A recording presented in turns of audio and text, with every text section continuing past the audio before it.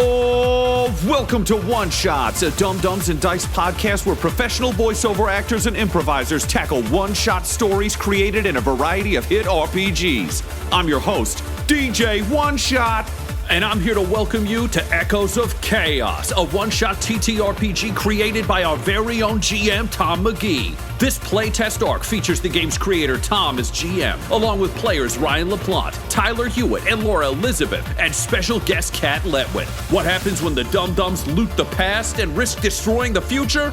Nobody knows, cause it's One Shots! Echoes of Chaos Edition. Welcome, everybody, to Echoes of Chaos. This is the first recorded playtest of the game, so forgive me in advance for broken rules or confusing gaps. Those are all on me, and I've got very brave and lovely playtesters with me here today. So, basically, Echoes of Chaos is a game inspired by Ray Bradbury's The Sound of Thunder, which is a great sci-fi story that you may know best as the Simpsons episode where Homer has a time toaster. But it's all about people going back in time to try and do something that they think would be super, super cool, and then accidentally ruining the future. So think of it a little bit like a Black Mirror episode or a Twilight Zone episode, where in theory, if by the end of it we're all really happy with what happened, probably didn't go the way it should have. If we get to the end, we're like, oh, okay, that's what we're going for. So it's a game based on failure, so don't be afraid to fail. The important thing is that we tell a good story and have fun. So that's what we'll be doing. So the way this session's going to work, I've gone ahead and made some decisions for kind of objectives and that sort of thing, just to help speed things along, but also to help with planning. Because on my side, if I'm just like, go anywhere in time, and you're like, okay, I want to go to like Poland in 1812 because there's something cool I want to do there, I'm like, I hope it looks like ancient Rome, because that's what I can give you today. So that's something we're still working on. But before we get to all that, I just want to run quickly through the rules so we have a basic understanding of how the game plays, and then also what the future looks like. And the reason we need to establish what the future looks like before we start playing is everything you're going to do is going to affect this future.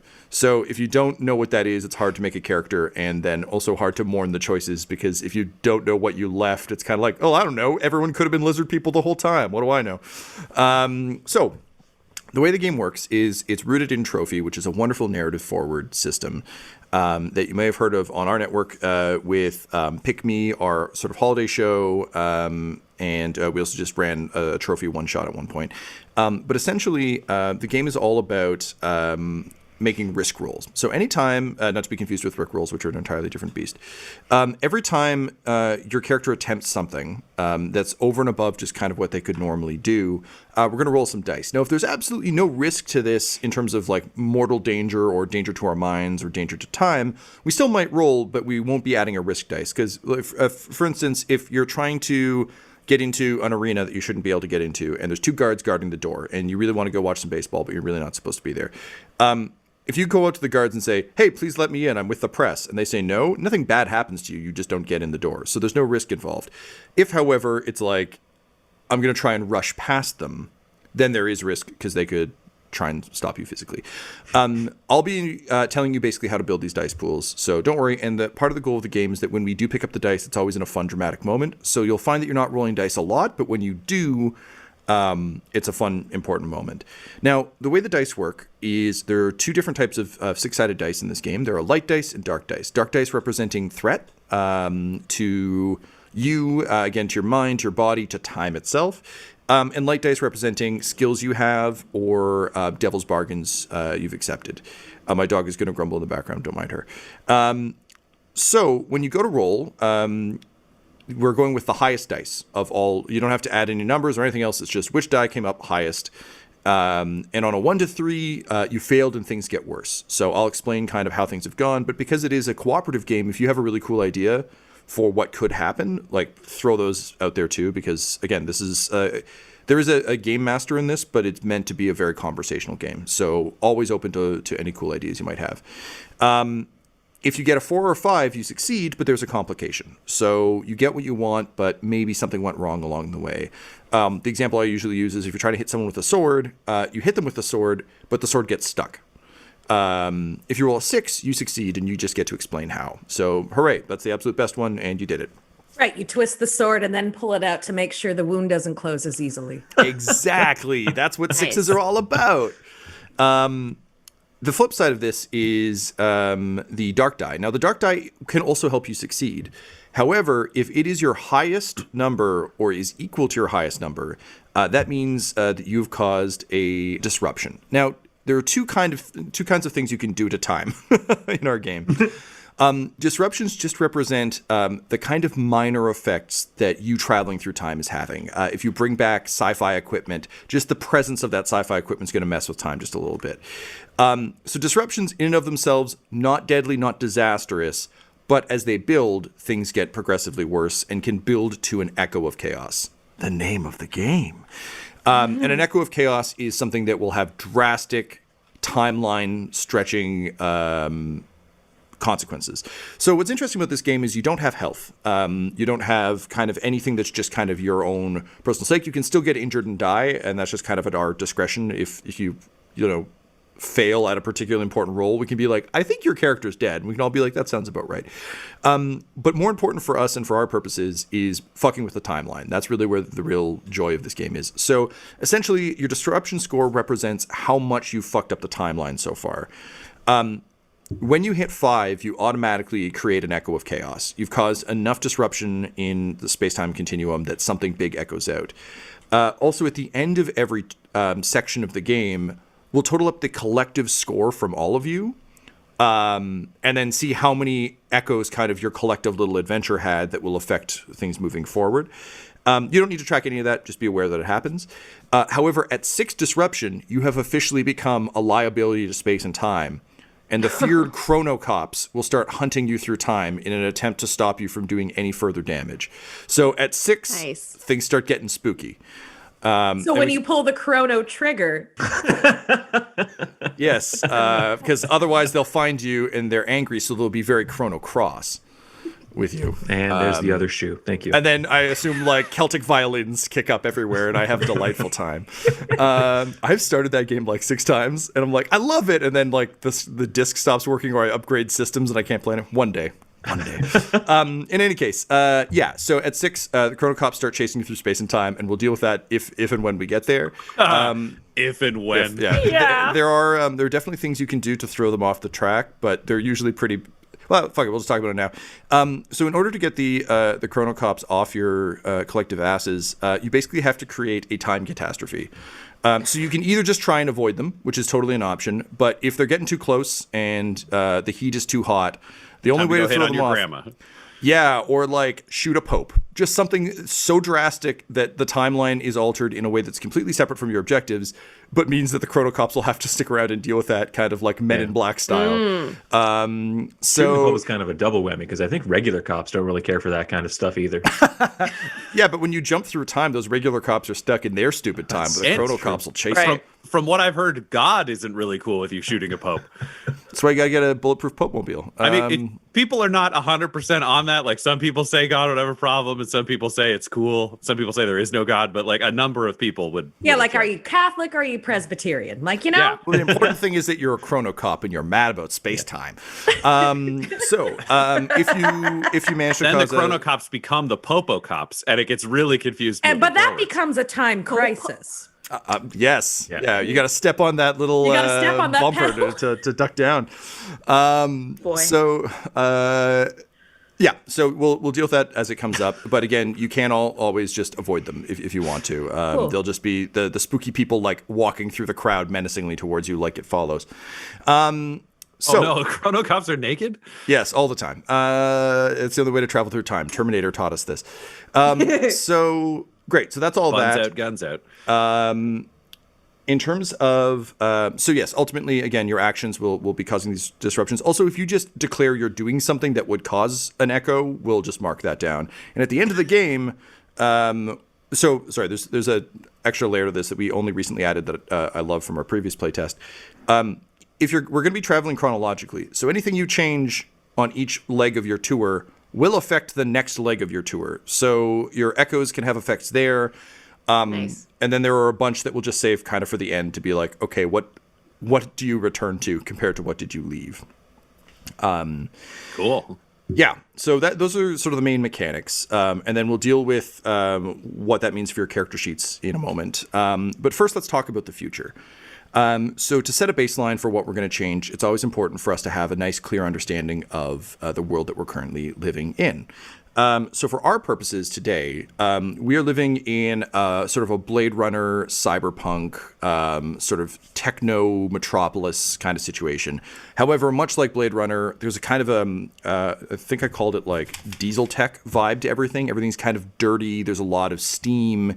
Oil everywhere. Like the whole, almost like in like Fifth Element, where like the smog has risen so much that the buildings have to get higher, like that kind of thing. Absolutely, yes, yes, exactly that. So, yeah, great. The best comp for this is like it's Blade Runner meets Fifth Element. So, not quite as fully technological, perhaps, as Blade Runner, because I love that sort of like Fifth Element. I mean, honestly, Toronto does it all the time. It's like we built a condo on a condo. But basically, the upper classes live very well, if somewhat weird and technologically. The lower classes live terribly in this world. It is like Toronto. Kind of like altered carbon kind of thing. Yeah, very much. Or Coruscant, or like any vertical city. So there is tremendous wealth and kind of like technological advancement. Or even Demolition Man. Yeah. Yeah. Okay, sorry. It's so funny because I used this for the playtest last night as well, and Demolition Man was the first comp that came up. So yes, absolutely. So that's all fine. We are currently living under a global dictatorship. There is You're talking in the future, right? Because it feels like it's sort of now. Look, I'm just telling you what I know. I'm just playing what I know. But yes, the glorious leader Lansbury. He is a man who seized control of the world through a military coup, and everyone has kind of yielded to him. Now, here's the thing: he's actually doing a pretty good job as global dictators go, because for the very first time, there is a hint of environmental renewal. He has launched a massive global-wide initiative to try and green the spaces ever so slightly. What that actually means is right now there are like a few plants here and there. At this point, it's too early to tell whether this initiative will actually green anything, or if it's like, I'm going to be shitting on Toronto a lot. Where it's like when Toronto's like, we're going to do something great for the environment. They're like, okay, we set up like a 2 foot by 2 foot green space and threw some seed pods in it. So that's the park. Anyway, new Shoppers Drug Mart, anyone? Have a Rexall. So minor environmental renewal.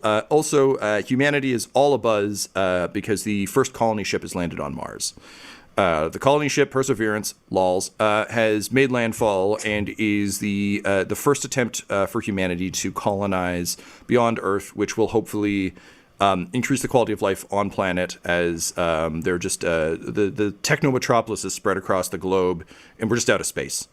So we do what humans always do, which is just aggressively take something that isn't ours and start building there. So we're out of space, but we're not out of time. It's just like a nothing but taglines. Like I kind of want subtitles just for your taglines. Yes, so humanity's excited. Also, we're living through as tends to happen under a dictatorship. We're actually living through a bit of a golden age of televised entertainment. The people need to be placated. So there's pop culture is very, very popular in this world because it's a nice, easy way to not have to think about like the smog cloud that is, a meter beneath your feet and so on and so forth. So that's the sort of world we're living in right now. High technology, but somewhat kind of dirty, broken, not sleek technology. Some actual glimmers of hope. There's a hopeful tone. However, it is a dictatorship, and it is a global dictatorship. There's a huge sort of class gap. So, with all that in mind, let's talk about who you are. So the way character building in this works, I've tried to streamline it down so that it's a nice, quick process, because the whole goal of this game is that you should be able to just pick it up and play it in a night. That would be my absolute dream with this, is that you can just have like a full experience without the scheduling nightmares that often kill most RPG groups. Normally in this game, you pick motivations, which are kind of like your character classes. And these are, there are 4 currently in the game that represent what your character's trying to do in time. The good news is all of your characters will know each other's motivations and have all agreed to help each other. You're basically will determine how you all met, but you've all decided we're going to go back in time together and do these things. So unlike sharing a ride share with a bunch of strangers where you're like, oh, I guess we're making 6 stops at places I don't care about, you've all committed to helping the other ones do their cool thing and break the rules and possibly time. So I've gone ahead and picked these, and you can we'll determine who wants to take what. But I'll be able to give you a little sort of thumbnail of both what your motivation is and where you'll be trying to accomplish that motivation. Oh. So the 4 classes are the experiencer, who's someone who wants to do something, the collector, who is someone who wants to obtain something, the revolutionary, who is someone who wants to change something, and the great one, who is someone who wants to become something. So in our game today, the experiencer wants to fight a gladiator. They've always dreamed of being in the Colosseum and fighting a gladiator. Not necessarily winning, not necessarily doing a whole fight. It could be as simple as like a streaker in a football stadium, like just running in and punching a gladiator. But that's the dream. Just really want to do that. That would really make your life complete. We have 2, so that will obviously be ancient Rome. We have 2 who want to go back to the French Revolution for drastically different goals. The collector wants to steal Marie Antoinette's crown. It's famous by that point. The item will have value in the future. And during the revolution, the day before her execution is a very handy time to get your hands on things before they get too guarded as the city is in chaos. Another one of you also wants to go to the French Revolution for a very different reason. You feel like your family has a story that's been passed down. That one of your ancestors was a noble person in Paris at the time of the revolution. And your family's lot in life has been shit since then. And everyone blames it on the fact that they got executed during the revolution. So your goal is to save your ancestor so that your family's fortunes will turn around down the road. Whether or not that's true, we'll figure out. But again, it's just that classic, I feel like every family has a weird echoing story of oh, well, if only your great-great-great-great-great-great-grand aunt hadn't been a rum runner and got caught, we'd be rich. And you're like, I don't think that's true. So those are the main and then the great one. The great one is often replace a ruler. In this case, I put a bit of a spin on it. The great one's goal is to become part of the ancient Egyptian pantheon and be worshipped as a god. So they want their name to show up in the pantheon alongside, all the greats. So their goal in ancient Egypt is to do something that will allow them to become a part of the pantheon. And so, Tom, for order of timeline, we're going essentially start in future, Egypt, Rome, French Revolution, home. Yeah. Cool. And in this case, in some cases, the Great One would stay in time. Like if you want to be Pharaoh, you're not coming back, in which case we would move that one. But the game was honestly a lot more fun when all of your actions cascade forward. So it makes sense to go chronologically when you can, just so that what you do in Egypt affects what you do in Rome, which will affect what you do in France, which will affect going home. So in this case, the Great One doesn't intend to stay in Egypt. They just need to spend enough time there and do something for the right people to convince them that they are a god, and then just kind of let history run its own show from there. Cool. So those are the major motivations. Any one of you can take whichever one you like. I want to take the Great One. Okay, great. I'll take the experiencer. Yep. I'd like to steal the crown. Yep. That's the collector? Yes. I'll do the revolution, I believe, is me. Great. So experiencer is Ryan. The collector is Laura. The revolutionary is Tyler. And the great one is Kat. Gretzky, baby. You miss 100% of the shots you don't take. Gretzky, Michael Scott. Okay, fantastic. So the way character building in this game goes, once you have your motivation and know where you're going, you get to pick some things about your character. Now, these don't need to relate to either of those things. It's helpful to know them, but these should just be things that you think will make for an interesting character. Because again, oftentimes these skills won't necessarily even come into play. They just might give you some flavor as to who you are and what you care about. So essentially, if you see on your character sheets and on the quick guide there, I have a list of occupations and hobbies. So these occupations and hobbies, again, are just meant as a guide. They Unlike, say, D&D, where your character class will very much determine who you are and what you do. In this case, these are just giving you a skill that you know you have and a way you might think about the world. The way skills work in this game is when you go to make a check, you will add extra dice for the skills and equipment you have that might increase your odds of being able to succeed in your task. For instance, if my occupation is soldier, so I'm a modern future time soldier, and I go back in time to like a battlefield in ancient Greece, I might be able to use my understanding of tactics to survive on that battlefield. So that'll help me there. But if I'm trying to talk up Socrates, the tactics thing probably won't help me, you know? Or maybe it will because you're talking tactics. I don't know. Socrates can talk about what he wants. He's a cool dude that way. So you've got occupations and hobbies. They both serve the exact same purpose. They're just a way to diversify your skills so you're not stuck as being one thing for the whole game. Good news is you will always have a dice to roll. So you're never going to be in a position where you don't have any ability to do the thing. These will just increase your odds of doing it successfully. So take a second there and pick your 2. So one occupation, one hobby. If you have your own you would like to make up, that's also totally fine. You just need to know what the skill is. Tom, do you want us to tell you what we choose now, or do you want us to go through and choose all no, these we'll do described character? Yeah, we're going to do a proper character introduction in a few moments. Cool.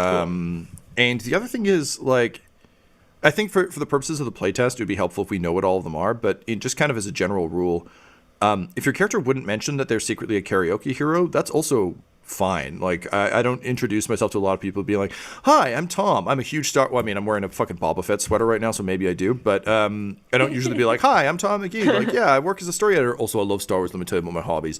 You have to wait 2 minutes until I make an obnoxious Star Wars reference, and then it's like, oh, that's the hobby. So... again, these don't need to, like, your character doesn't need to be just this, but also since it is a fast game, if you're just looking for a quick understanding of who your person is, occupation, hobby, cool, I've got a rough sense of the kind of person who would do this. So let me know when you're all ready to go on. I'm good. Good? Me too. Yeah, I think so. I think I know what I want. Cool. Pretty much. Okay, you can keep thinking about it for another couple seconds. I'll just start explaining the next piece. Yeah.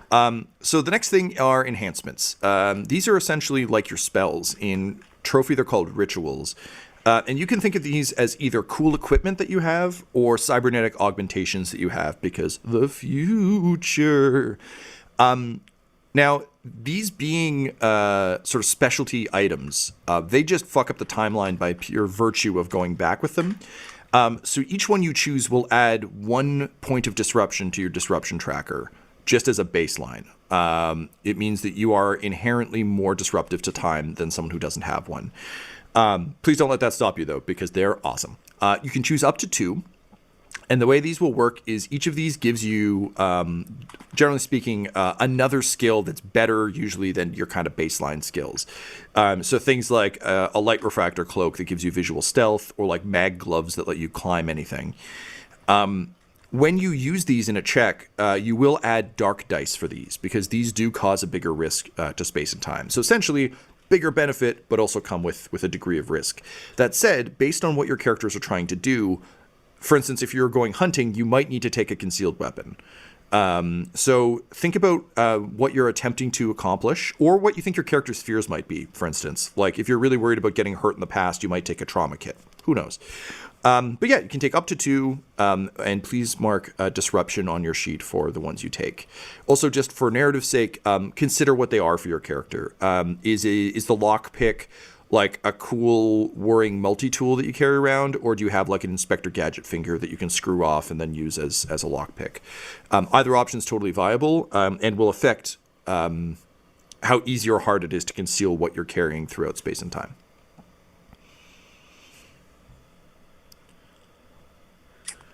Cool. I picked my enhancements.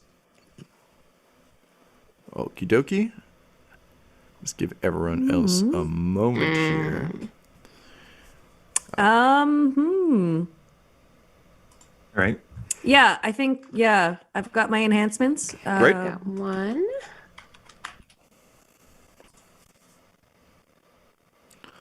Okay, and then I'm just going to jump to the next one just because it's much easier. The final piece of the character selection process is to pick a personal item. This is just something that you've smuggled along with you. In Metal Gear terms, this is Solid Snake's pack of cigarettes that he smuggles in his stomach because he just wants a smoke on Shadow Moses more than anything. These are, generally speaking, less good than your enhancements, obviously, because they don't carry a penalty. They might be extraordinarily specific, and honestly, they may never come up. But they're, again, a way to potentially add further dice to you, to what you've got. So you're forced to take a time travel tours communicator and tracker, which will just kind of allow you to determine where the time egg is at all times, which is your fun your time travel ship. But then you're allowed to pick one other one that you would bring with you. Cool. For fun or profit. Tom, this isn't on the list, but can I just have a lot of rope? Like Sure. Absolutely. Just like a big X of just a shitload of. I wrote just a shitload of rope was all I wrote down. Love it. Yeah, Cool. it can be anything as long as it isn't powerful. Like it can't be like, I brought my personal teleporter. It's like, no. My hover car. Yeah, like I brought 5 DeLoreans just strapped across my chest. It wrote a shitload. I was going to bring of 6, DeLoreans. but I mean the import tax. Yeah, I mean, I'm gonna bring a gun to ancient Egypt.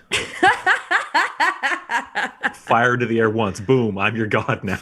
Yeah, you just go full Evil Dead 3. Yeah. exactly. Yeah. Look, I'm not going to stop you. That's not my job. Cool. So the final piece of this isn't off a list yet. It may eventually be. But the fun thing I want to hash out just quickly, and you can just kind of jot down first thing that comes to your mind. You can base it on your motivation, your occupation, whatever you like. But essentially, I've created some fields here just to help us figure out a little bit more about our characters. Now, all of you are seasoned improvisers and role players at this point. So you may just be able to pop this stuff up. But one of the reasons I like writing this stuff in advance is it means that if you're trying to figure out if your character would do something, you can lean back on these heroic traits, these flaws, their dreams and their fears. Because obviously you might know, okay, well, I got to get through this room or I'm going to die. But if you're really scared if your character is really scared of spiders and it's a room full of spiders, they might just ignore that. And that's fun. So pick one heroic trait. In real life terms, this would probably be the thing that like you're proudest of on a personality test where you're like, oh, that's nice. Yeah, I guess, yes, I am a good listener. Pick a flaw. I would say easy way to do it is to just sort of stick with sort of broad, standard kind of broad flaws we talk about, vanity, greedy, et cetera, et cetera. You're going to pick a dream that your character has. This is something that, aside from your motivation, just like in their life as it was advancing, they had something they always wanted to do, and a fear. These are usually best suited, or my best advice for this is to also think about the world we're living in, the future state we've set up, and try, if you can, to link those into that state, just because it'll give you more to push against. For instance, in one of the playtests, we had someone who is a small town sanitation worker, and her fear was the first AI sanitation bot had just shown up in her town of Thunder Bay, and she was very concerned that robots were going to replace her at her job. So just sort of, it doesn't have to be that related to sci-fi and tech, but yeah, just consider the world your character inhabits. You already know a little bit about them based on kind of what they've got. And build it from there. So I'll just give you a moment to do that.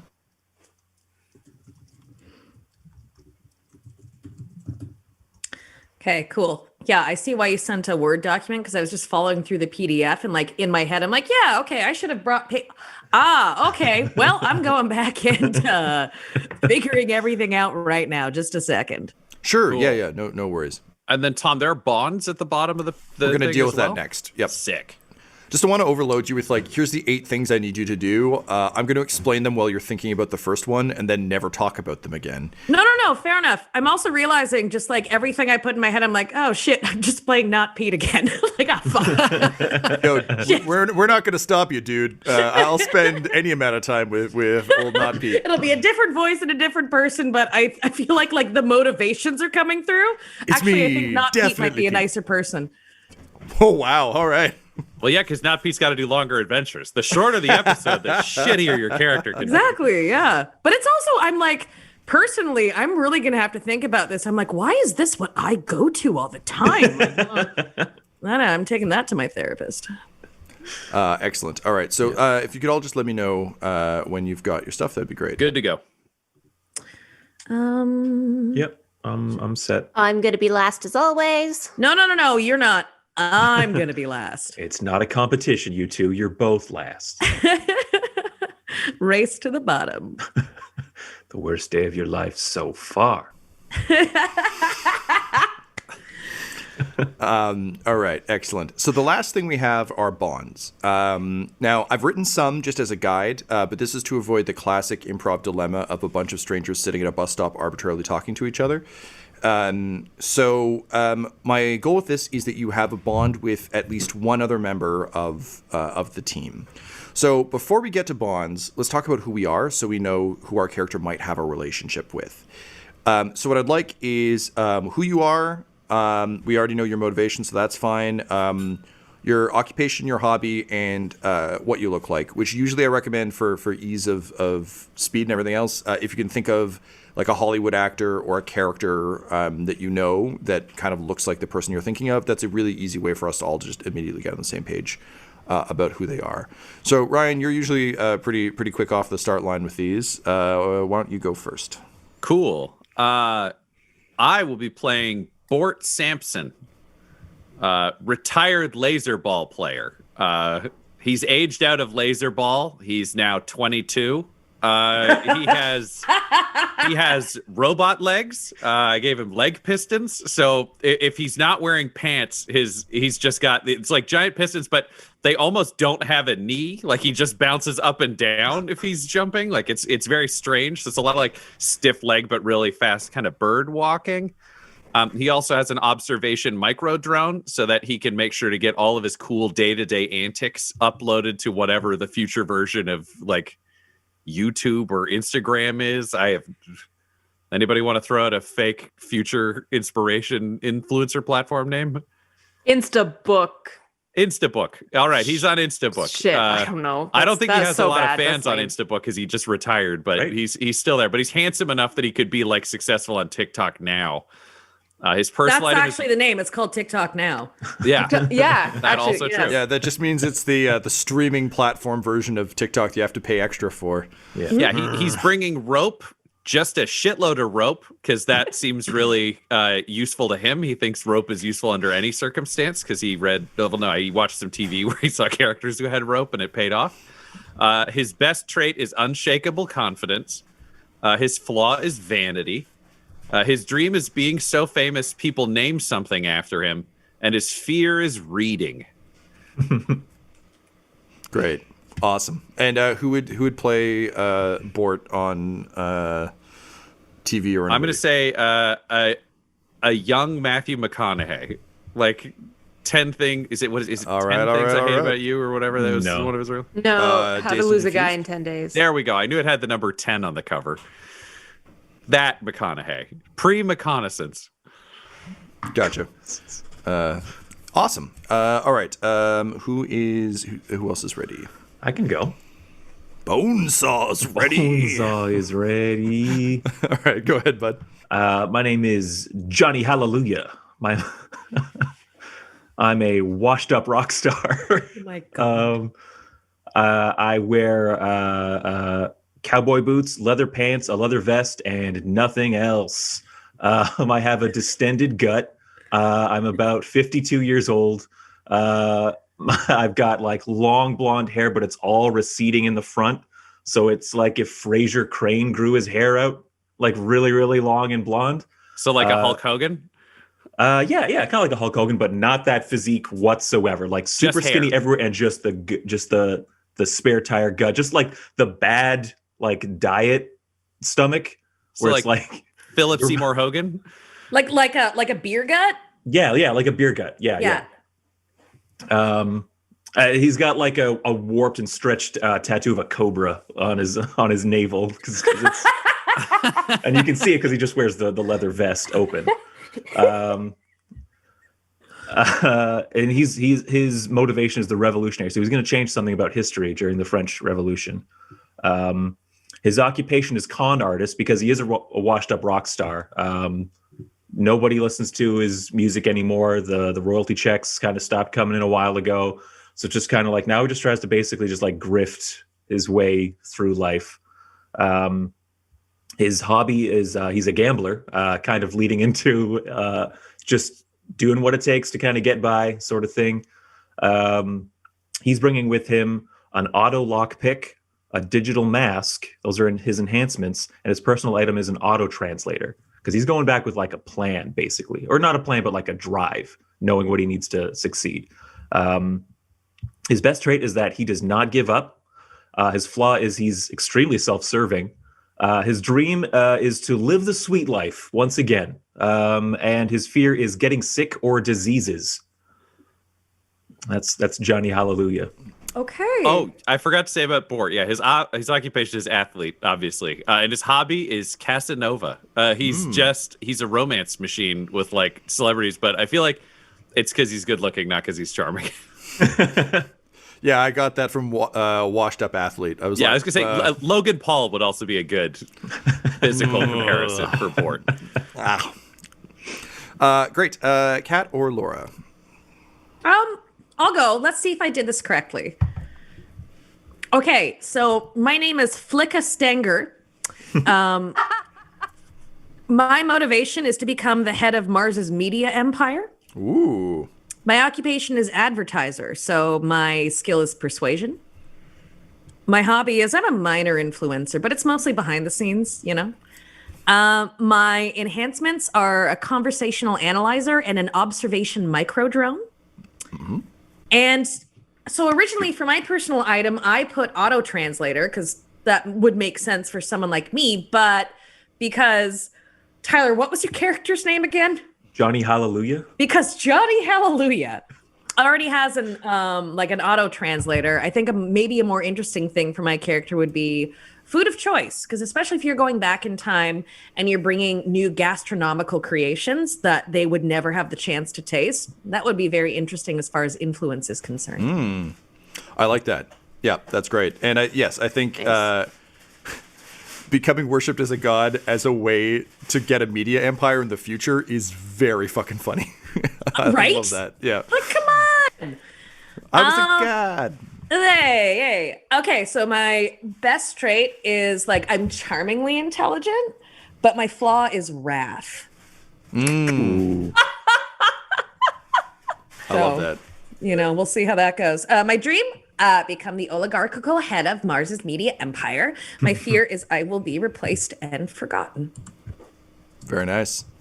So now what do I do for bonds? So we'll get to Bonds in 1 sec. We just need to figure Great. out who Laura Introduce is. everyone, Who would play Flicka in a movie? I mean, I think because I'm watching WandaVision, like Catherine Hahn. Oh, sweet. yeah. Like, Yeah. come on. Yeah. Yeah, Hundopi. Yes. Please, world, if you can grant any dream, just more Catherine Hahn content, please, forever. All right, Laura. Okay, I don't have a name yet, so I'm gonna explain who my character is, and All then I will take suggestions from the audience. So I am an athlete, specifically a parkour champion, because with the vertical city, parkour has become like the most extreme sport. It's like super competitive. Except that I got caught with nano enhanced muscle, which is also one of my enhancements, which is basically like the parkour like level of like juicing. So I basically lost all my sponsorships and went into debt. So I trying to make like money back. I got into gambling. So now I'm like also in debt from that, just more so. So I've got the nano enhanced muscle. I've also got mag gloves because I'm like also trying to like get back into it by like making cooler videos, and I'm just basically desperate. So trying to like make my mark. My personal item is a basic disguise because my best friend is like a musical theater nerd and like is really into Les Mis because she's been doing like involved in a production. So I basically like taken one of the revolutionaries like costumes. So I'm like, that'll help me. So I think that's with the flag. Is it the costume that comes with the flag that they wave? That would kind of be great if it did. I hadn't thought about that. But yeah, it's basically like it's just like Enjolras costume. Yeah. Okay. I can have the flag. Sure. Well, so you have a telescoping flag that you can extend at a moment's notice. The flag itself is a little too small because it has to get packed inside. So it's like those telescoping lightsabers that are always like disappointingly small and kind of stubby. But you have it, damn it. Love it. My best trait is confidence. And that like I don't really get afraid. I'm just like pretty sure everything will work out. On the flip side, my flaw is that I can convince myself that I'm an expert in anything, often to my detriment. My dream is to become a venture capitalist because I just think that they seem to like make money, even though I'm not really sure what they do or how they got there. And then my fear is that no one will remember me. Okay, great. So just as a quick rundown before we get to bonds. Oh, sorry, we should do name for you. Also, I basically look like Ruby Rose and dress like her. Okay, awesome. Ooh, nice. Mary Bond or Lana Armstrong? I was also thinking an Armstrong joke. That's pretty good. I'll take it. I'll take Lana Armstrong. Great. There you go. All right. I was gonna say, Tom, we got a lot of options. Can it like Laura Armstrong? It's all one word. Laura Armstrong as one word. Laura Armstrong? Because it's both a name and a brand. Yeah. Armstrong. Laura Armstrong. Say, Tom, I'm gonna throw this out there because this is where my brain's at. Armstrong. And feel free to refuse because you do have a good bond system. But we have 4 faded celebrities, minor influencers, kind of losers, all trying to be important. The other option is we've also got 2 observation micro drones to film this. We could just be filming like the pilot episode of Celebrity Time Rehab and trying to make a show as the cast where we're like, we all have to be famous out of this. Yep. Yep. I would love to be the producer of that. Yep. Okay. I love that. So yeah, we'll say that. I like it. This is, so that's very funny. Love it. So then, Flicka, this is your big play for the Mars Empire. Yep. I think what that means, so I'm just, again, these are all just suggestions. You can absolutely feel free to modify these or not use them. In terms of your existing motivations then, Kat, I think for you, becoming worshipped as a god, A, will solve your I don't want to be forgotten piece, but B, Absolutely. I think might actually just be a marketing opportunity to say like, look, if I can get myself into the pantheon of Egyptian gods, surely I can run this show. In the future, you've already trademarked your name, so now you have to make it a really big name in the past so it has value for your empire. Mm-hmm. Yeah. So rather than like it being about like I need to be worshipped as a god for like personal reasons, I think it makes more sense to me if it's related to your... No, this is a long game that I'm playing, of course. Yeah. Great, Yeah. love it. Okay, so and Bort, you want to fight in the gladiator arena, so that makes sense. This is you've aged out of laser ball, but you want to use those talents in a way. Also, you're bad at parkour because you have robot legs, so you're trying to that makes perfect sense. So you're going to film that. We've established that you need robot legs for laser ball, but any enhancement is illegal in parkour, so we can't switch. Yeah, love it. Johnny Hallelujah. What are you trying to change in the French Revolution? We'd initially said save an ancestor, but I'm also happy to tweak that if you've got something that would fit a bit better. It has been a long known fact in the Hallelujah clan that way back during the French Revolution, our ancestor Guillaume Hallelujah was courting Marie Antoinette at the time of her execution. And the story goes that he was like on the inside track to kind of locking that down, you know, marrying into some real good money, real good status, you know, just that revolution had gone the other way, you know? So I think his mission is to save Marie Antoinette. Great. Not save her, but Allow her to prevent her from survive. facing the consequences of her and her ilk's status. Great. Ilk status. Okay, I love that. And also, just so you know, the French translation of hallelujah is just like alleluia. Yeah. So, Yeah. So it's just anglicized. yeah, exactly. Yeah. That was the way your family hid itself. Like, Yeah. Phil, we are looking for Alleluia, but you're not. You no, can no, pass. no, I'm hallelujah. That's right, yeah. That's a different person. It's so strange. I really thought we'd find more people we were looking for, but they've all escaped. That's where the hallelujah line came from, because it was Guillaume Alleluia at that point. But then, you know, he was a man of status as well. And so he had to go into hiding as Guillaume Hallelujah. Yep. Ellis Got on Island a really boat. fucked that up He for got him. out of there. Okay, amazing. And then Len Armstrong, you're after the crown. I think maybe you've got like a line on being able to sell this in the future to pay off your gambling debts, but also to give you the venture capital you'll need to start your 100%. your thing. And I think what we can probably safely say then is, let's treat this kind of as like almost like a weird more I think is like a travel show. It's one of those like celebrity travel shows where it's like we don't really know what to do with these people anymore, and we can get them on the cheap. So like we'll just send them to places. So the only way any of you could afford to go back in time was that Flicka, you managed to broker a deal for like a Where Are They Now behind the music kind of deal. We originally pitched the title as Where in the World Are Those You Don't Remember, but That's amazing. I'm happy to go with that. Where in the world are those you don't remember? Oh, that cuts real deep. Yeah, but it still fits the rockapella beat count, so like it'll just like naturally slide in there. Yeah, exactly. Amazing. So time travel tours wanting to raise their profile a bit. There are many time travel corporations. They are but one. They've agreed to do you one better and actually send you back in time, hoping that you'll just go on the tours and be pliant. But all of you realize that you have much better opportunities if you fuck those tours. And is this a guerrilla show? Are we doing guerrilla filming? maybe. What do you guys think? Would you?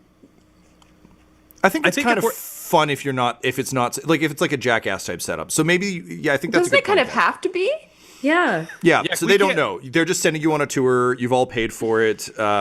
Which of you would? And that's still part have of like money? the opening, like what they don't know is we're actually here to change the world. And by world, we mean time. Yeah, fantastic. Okay, great. I love that. Okay, so this is you guys are doing this. This is a secret scam. The time travel, the T3 Corporation is unaware that this is what you're doing. They are sending you back to the locations you requested for a fun tour. So that's great. I think that's an automatic bond between all of you. I would still like individual character bonds, though, just because they'll often inform how you go about the adventure. Once we've established that, I'll give you a quick rundown on the mechanics of kind of what each of these tours looks like, so you have a rough sense of it, and then we'll get to it. So again, I've written a few as examples. That said, we've all got pretty strong characters who like logically might know each other. So open to suggestion. But yeah, just pick one other character that you think you would have a bond with. I think Flicka would know Bort's cousin. I feel like he'd be that guy where it's like, yeah, you know that person, all right. Like I feel like he'd take that as gospel. Like other people would need a reputation, and he's like, he probably wasn't even told by his cousin. Flicka may have just said like, I know your cousin, and he agreed. But And he I takes didn't that even as- say the cousin's name. No. I think he'd be that guy who's like, oh, Sandra, and then you just Yeah, name drop Sandra, Sandra of course. occasionally. Yeah, and he's in. So he would consider you like a close personal friend because you know his cousin. And I'm just there to manipulate you. Great. I think Johnny owes Larmstrong a debt. I think since we're both gamblers, one time you got the upper hand, and I couldn't pay up, and you haven't forgotten about it, and I haven't forgotten about it. But I think that's something hanging over because I me. need you to pay me so I can pay my other. Exactly, so you can pay your bookie. Yeah, no, totally, yeah. That's great.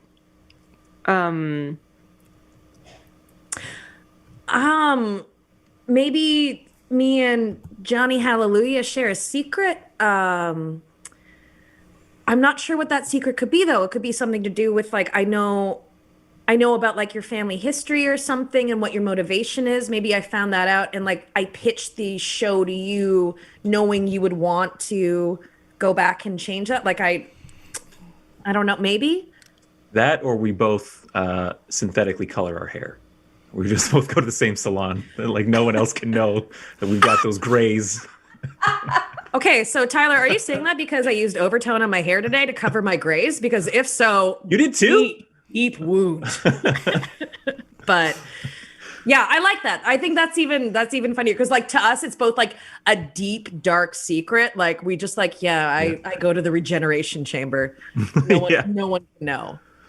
And I think we can layer. I really like the TV idea, and maybe we can layer that on top. I wonder if it's something like, Kat, your pitch was this show will kind of put you on the map, but like the flagship for Mars is like a weird like Ozzy Osbourne show where it's like King Hallelujah. So it's like he can be like a Kardashian meets a rock star if you can change time. Especially because Mars is still a relatively new colony. Like, it's a pretty open market. Okay.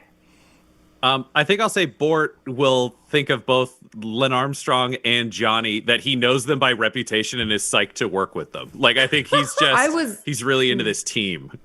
I was thinking that would also be one thing for, like, Len Armstrong to Bort as well.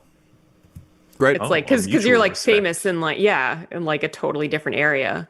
And you're both athletes. You're both sports persons. Yeah. And we both have robot parts. Yeah, exactly. Yeah, you both flunked out of your sport for cheating. That's good. Yeah. Okay, awesome. Well, it sounds like we've got a lot of really good party bonds. I love that the party's enthusiastic about each other. That's always really, really nice. Okay, great. So essentially the way the game runs, we are going to go back to each of these locations, and essentially, based on the nature of our motivations, we're using a mechanic called Character Spotlight. So whoever's tour it is will be the spotlight character for that adventure. So you may not necessarily, like, don't worry about splitting the party and all that sort of stuff. That's totally fine. But B, if we're going, so for instance, like Ancient Egypt is Kat's spotlight tour because it's where Flicka is going to attempt to achieve her motivation. So we'll kind of be passing the spotlight around based on where we're going. So don't worry if you kind of like aren't fully involved in every single sequence, because you absolutely will have one that's more focused on you. But it's also just a helpful way for us to frame our thinking about what our characters might do, because to keep the game a little tighter, the goal isn't like, oh, cool, I'm just going to go explore ancient Egypt. It's like, how can we help Flicka do her thing here? So on that note, the way the tours work is this. Each tour location, there is a spotlight character who has a desire. So that is the thing we're trying to accomplish in that location. If there's two of you, you both have spotlight and you both have the driving desire. There will also be major obstacles. The most obvious of which is the tour guide who is waiting for you in each time period. So tour guides have been set up in all the time periods that you're set to visit, and it's their job to safely take you through that time and make sure you don't fuck anything up. So that's an immediate obstacle, but there might also be other ones. In the case of the revolution, there's a revolution going on, and you need to save Marie Antoinette. That's both a desire and an obstacle. But ultimately, it's kind of like you can think of these almost as mini heists. So here's where we're going. Here's the person who's going to do the main thing. How can the rest of us help? So how can we help remove the obstacle? How can we help them achieve their motivation? Whatever it ends up being, you can think of it in those two phases. So how do we achieve the motivation? How do we overcome the obstacle? And that'll be the main action of each of these tours. After that, so knowing kind of what those are, you'll execute your plan, and then we'll see what the aftermath is. Now, the good news about the way time travel tours is set up is you have privacy when you're traveling between eras. So you'll have time to scheme about kind of what you want to do when you get there. I'm also going to go ahead and say, no, we'll leave it at that for now. You can obviously talk when you're there as well, but there will be a watchful tour guide keeping an eye on you. The one final piece I want to give you before we get started is a mechanic I forgot to mention earlier called Devil's Bargains. So a lot of you will be familiar with these from, I use them in D&D. I stole them from Blades in the Dark. This is a derivative of the same system that created Blades in the Dark, so there you go.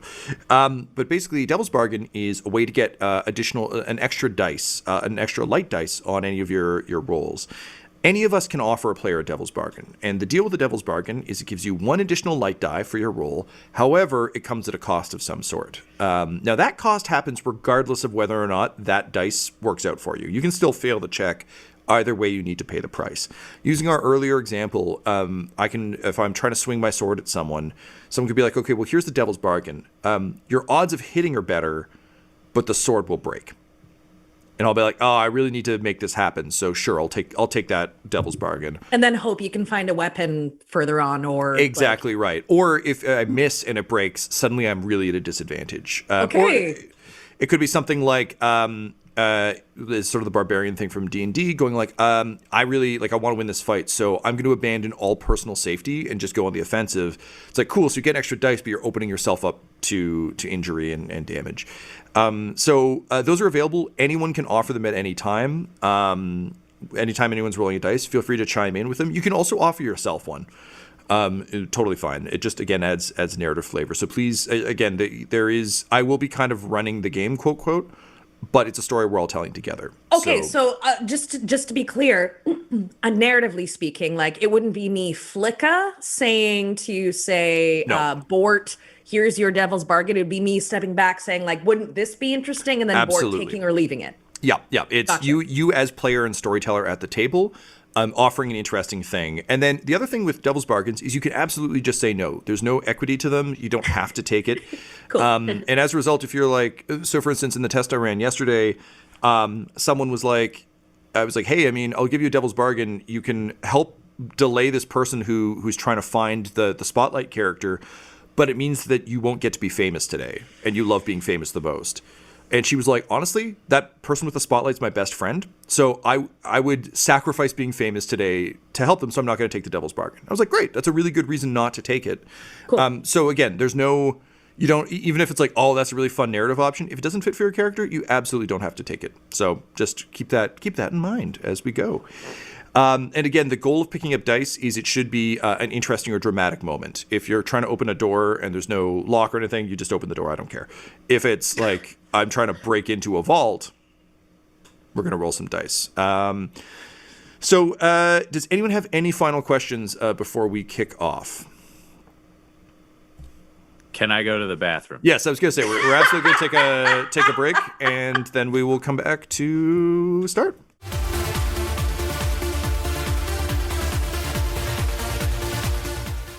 The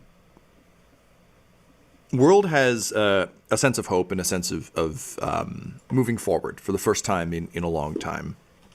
And with that sense of hope and sort of this obsession with content and television, also comes a sense of opportunity. As nice as it is for people to kind of think, oh, we're getting some environmental renewal and the world is starting to change, for some people, that just reeks of new space opening up, new opportunities, and new chances to be on top again. And for the four of you, that's certainly true.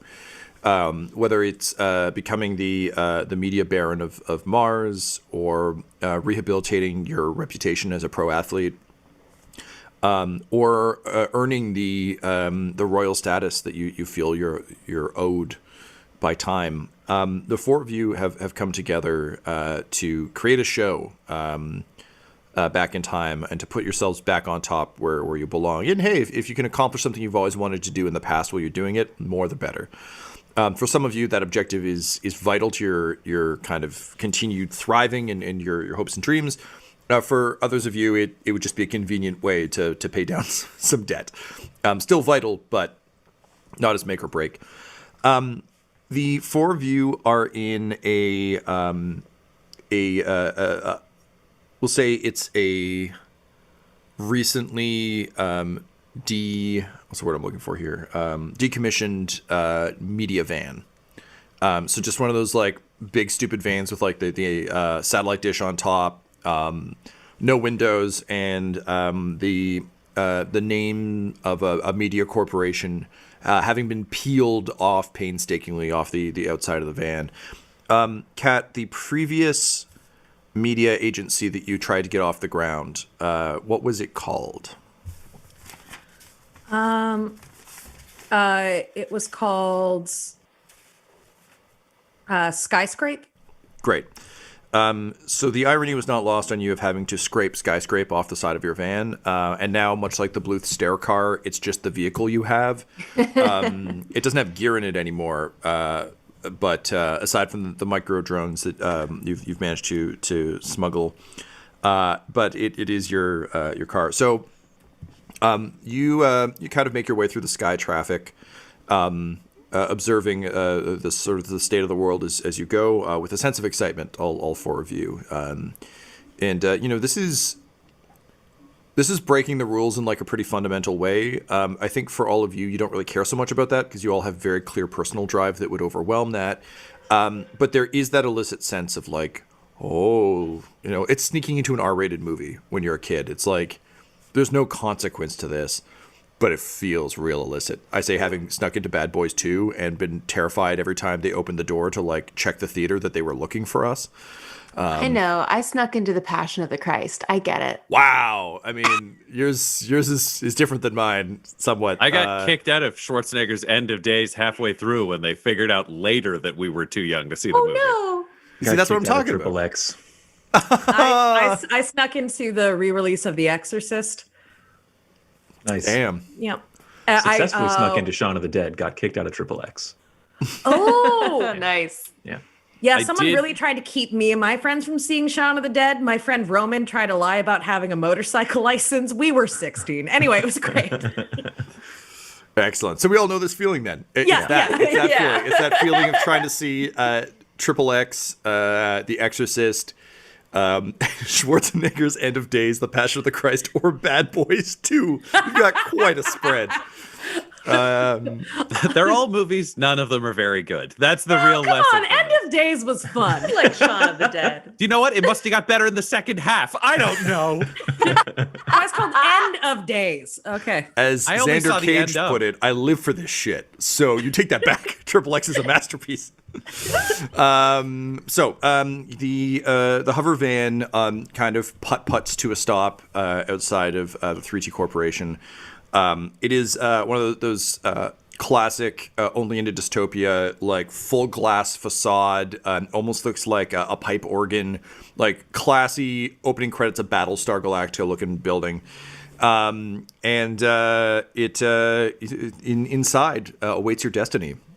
Is there anything the four of you would like to do before you enter? You will have to fast talk past some staff because you're smuggling a bunch of shit. I guess just give me a general sense of kind of what your attitude is going in and kind of the attitude you're trying to use to get through. You're all highly confident people, so if it's just I'm charming, totally fair. Okay, I'm charming, but also I know part of me feels like, okay, I got to take care of these idiots and I have to make sure that they're all in line. I kind of want to give them like a bit of a pep talk before we go in, just to like go over the rules, be like, okay, remember, here's what we're doing. Here's how we sneak by, and like, just follow my lead. Don't say anything. I'll take care of it. Like pure, like media PR kind of personality, you know? Yeah, totally. Also, I'll throw out just for everyone. I know, like we've all played together enough that I think you probably know this, but it's worth repeating. I'm not a huge stickler for like talk in character, don't talk in character. It's whatever's most comfortable for you or for the situation. If it is something broad, like I don't know, I go into the shop and I want to buy 3 eggs. We don't need to role play that. But feel free to do whatever's most comfortable for you. So, for instance, Kat, I don't know if you want to give the pep talk or if it's just like I have given the pep talk. Either is completely fine. Which would you prefer? All right, eyes. Now remember what we went through. You let me do all the talking, and I'll make sure all of you will make it through. Remember, This is guerrilla style marketing. You don't need to be showy. You don't need to be fancy. You just need to be a follower. Understood? Yeah, hey, are we gonna get any kind of like petty cash or anything like that? I told you, as soon as we're through, I will divvy up the currency as befitting the timeline. I'm totally ready for this. I'm wearing Crocs and rope as a shirt. Yes, they'll assume you're a tourist. Wonderful. Well done. What if I'm asked a direct question? Okay, That is a remember how great we practice this? Remember how we practice this? No. If they ask you a direct question, you look at me and pretend like you're mute. But everyone knows here's me. Here's an example. They Someone know asked I'm me a not question. mute. Someone asked me a question. All right, Johnny, why are you so cool? Great question. Flicka, can you handle this? I am mute. So that's as simple as it needs to be.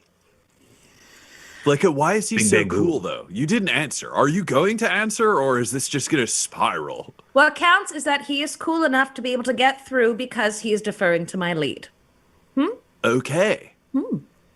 I wore pants, but I have robot legs. Can I take the pants off? At the moment, I would suggest keeping the pants on. Remember? Pants on, walk through. Say it with me. Pants on, walk through. And with your pants. Walking through is, I'm sorry, but walking through is just a little bit counter to the parkour lifestyle. You're such a badass. Can we do like cartwheels through? At No, the no, very no, least. no. We can't draw attention to ourselves before we get into the timeline, okay? Remember, the show hinges on us being able to get to our various scenes. Come Okay, on, we'll do Bort. something subtle. What if, Lynn Armstrong, you go in riding on my shoulders? Then I can walk and you don't have to. Can I do a handstand on your shoulders? First off, Bort, do you know what the word subtle means? No. That's what I thought. I thought it was a kind of soup. No, you're thinking of borscht. Laura Armstrong? Okay, I will do this in one way. And it's if we have, like the presidential, whenever like the president like enters somewhere and they have like this tunnel created so that no one can take pictures or see anything. So I'm Say no so pictures. as long as there are absolutely no pictures possible, I will walk. There is technically no recording equipment allowed That in doesn't mean the time stream. Look, I'm just saying, like, the guards will be really excited to see me. Do you know what? If anybody takes a picture of you, I will kick them through a wall. I'll be your bodyguard. No, please. That is As long the as exact you then opposite of delete the borscht. picture, that's great. Sure. The doors open and a T3 representative pops their head out and just says, "Hey, sorry, are you the Stenger party of 4? That's it. Yes, Stenger party of 4. Thank you. Okay, excellent. Your tour begins shortly. It's difficult to travel in time if you're out here and not in the time machine. So, would you kindly follow me?" Very kindly, we would very much like to. Looking around, there are no photographers because no one gives a shit about this random corporate location. It's a little bit like going to a laser quest. There's just nothing around here. There's like maybe a KFC nearby, but other than that, so KFC survived the fast food wars in this future. Okay. I mean, we'll see by the end of the game, but yeah. That stands for King of Fried Chicken. Ripley really liked that joke. Hang on one sec. Sorry, she's a Popeyes fan, so any KFC references really piss her off. So you're welcomed into the corporation. It would seem that your attendant isn't paying too much attention. He's a little bit flustered that there's celebrities in the crowd. So weirdly, much like, unfortunately, a lot of events, he just kind of assumes that you're above breaking the rules, so he just kind of guides you in. And you're brought into a massive chamber in which sits the time egg. It is a massive, sleek silver egg. that kind of looks like Apple designed it. So it's got like weird ports that only apply to two things, and everyone's mad about that, but whatever. It's got a ring of small portholes around the side, and a sort of massive, those like curvy ramps that is down with stairs, kind of awaiting you. Inside, you can see the pod is lined with the circular inner wall is lined with one of those like couches that extends the entire way around the wall. In the center is a little small round pedestal that's one of those weird like sort of Art Deco 70s fireplaces that was like all the rage for a hot second. Just with a little fire crackling away. It's nice and cozy in there. You can also see that there are sort of a series of flat panel screens that have been set up around the ceiling to give you information about where you're going and the tour guide you will be meeting there. So the attendant stops and he says, listen, I'm required by law to ask, do you consent to not changing the timeline in any way, shape, or form, small or large, on your tour, and to respect your tour guide at all times, otherwise you will lose your deposit and be sent back to the present? Great question. We're all mute, so just direct that to Flicka. And Johnny will like start walking. Pardone, non habla español, Bort says, and we'll just follow Johnny. I think I will like basically run up to like the wall opposite the egg and just like basically like just do like kind of one of those like basically a wall flip, like a flip thing like after it and like over. I don't know the terms for anything. I don't know why I chose like parkour It's athlete. great so far. Laura, it's future parkour, so it has all future names. So what It what did is like an upside down flippy spinny kick off is the official name, off the wall, and came running back in. I'm just like ready to go. As the only I smile adult in the tightly room, and then just say, "We consent." he nods and says, "Oh, good. Okay, I was worried you were going to do something weird too. Okay, fantastic. Well, enjoy your tour, and we'll see you back in the future." And he just stands there awkwardly, just not really doing anything else, just not leaving until you board the time egg. Right. Thank you. Once you get inside, the ramp comes up, and like very grand music starts playing with a lot of timpanis, like the Jurassic Park like intro tour ride, and the founder of time travel, Kim Bradbury, shows up on screen, and she's kind of got a oh god, what's her name? Like an Emma Thompson in Harry Potter level of like eccentric, like massive thick glasses, like crazy frizzy hair. She's like wearing one of those sweater vests that only scientists in movies seem to own. Yeah, she's just like, "Oh, welcome to the world of yesteryear, time travelers. My name is Kimberly Bradbury, and when I first accidentally invented time travel, boy howdy, was that a surprise for me. But now it's an adventure for you. So sit back, relax, and watch this informational video about your next location. And once again, please do not ruin the timescape. If you do, the chrono cops will be on you rather fast, and they are very mean. Believe you me, I founded them too. I do hope you enjoy your tour, and remember, time travel is fun, but dangerous. So don't fuck it up. Goodbye." And then she disappears, and the egg begins to rumble. You feel a sense of your stomach dropping, and the egg seems to just drop through the floor. Around you, you can see the ages of mankind flipping past like a calendar being flipped in a movie montage. You feel the whole egg rumble, and you get your first informational video. So your first destination is ancient Egypt. You will be traveling there on a particularly important day. You're going to get to see the completion of a pyramid. as well as the sort of official pharaoh stamp of approval, followed by a procession back into sort of back to the Nile, from which the pharaoh and his entourage will make their way back to Memphis, the capital. So for your purposes, the three main sort of sites, and basically the way these tours work, you'll hear what the basic tour was meant to be, and then you as a team, when you're planning it, can determine when you want to make your move. So you'll be arriving at the completion of a pyramid. The pharaoh will be on site. The pharaoh will then be traveling up the Nile to the capital and then arriving at the capital. So that is the basic tour that you are meant to have. Your tour guide will be Scooter Van Horn, who is a McLovin-looking motherfucker. Is given like a really enthusiastic like camp counselor double thumbs up. And is dressed like a Best Buy geek support fella. So he's got like a blue polo shirt. He's got a little apron, and he's got like meticulous khakis. He also has a cybernetic eye because it's the future.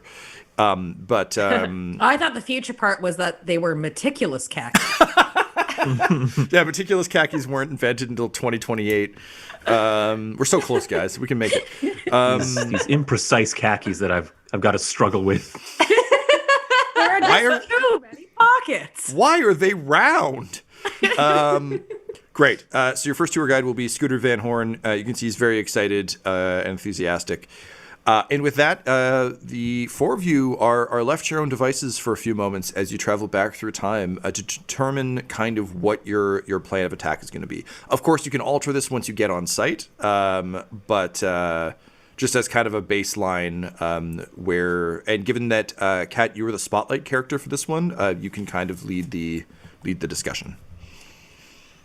Bort Right. is asleep because the old lady said to sit back and relax, and he immediately fell asleep and missed the orientation video.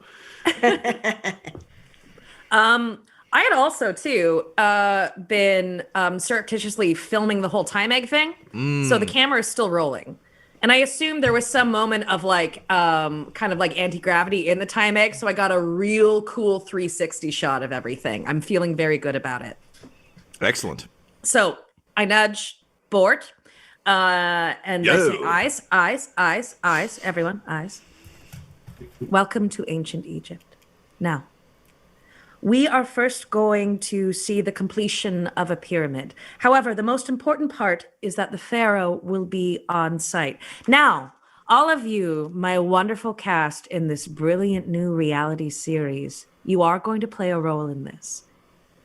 We are going to pretend to be Phoenicians. Now, as we all know, Phoenicians were one of the only trading people in ancient Egypt to create a language of commerce. So, of course, Phoenicians trading from the Greek Isles all the way to what was not known as Russia at that point would be able to bring gifts to a pharaoh as great as the one we are about to see here. Now, you have the auto translator, don't you, Bort? No, I have rope. Does Johnny he raises like rope? You have. Oh, right. Sorry. You Johnny have. raises his hands like, I've got Why the don't? auto tracer. Hold on to actions. that. Johnny, yes. Sorry. Mr. Alalu. We're going to be requiring that auto translator because Phoenicians were very famous for creating the first universal language of commerce. And let's surprise them with exactly how understood it may be. I have a very special gift I will be giving the pharaoh, which will hopefully give us venture into the palace. And there, just stand back and don't relax, Bort. Oh, okay. But how are you going to convince him that you're a god? It just sounds like we're going to give him a present like at a birthday and then go to a big house. That's sort The of like a present Thursday. will give us entry into the house, and once I am in the house, I have a foolproof plan to convince him that I am like as unto a god. Right, And I just get like all their reactions like on the camera, just making sure. What about the tour guide? I don't think we're allowed to talk to anyone. This is true. Well, Also, when do I get to climb a pyramid? the That's a very good question, because I think if the tour guide with his mechanical eye sees you climbing a pyramid, he won't worry about us talking to the pharaoh, now will he?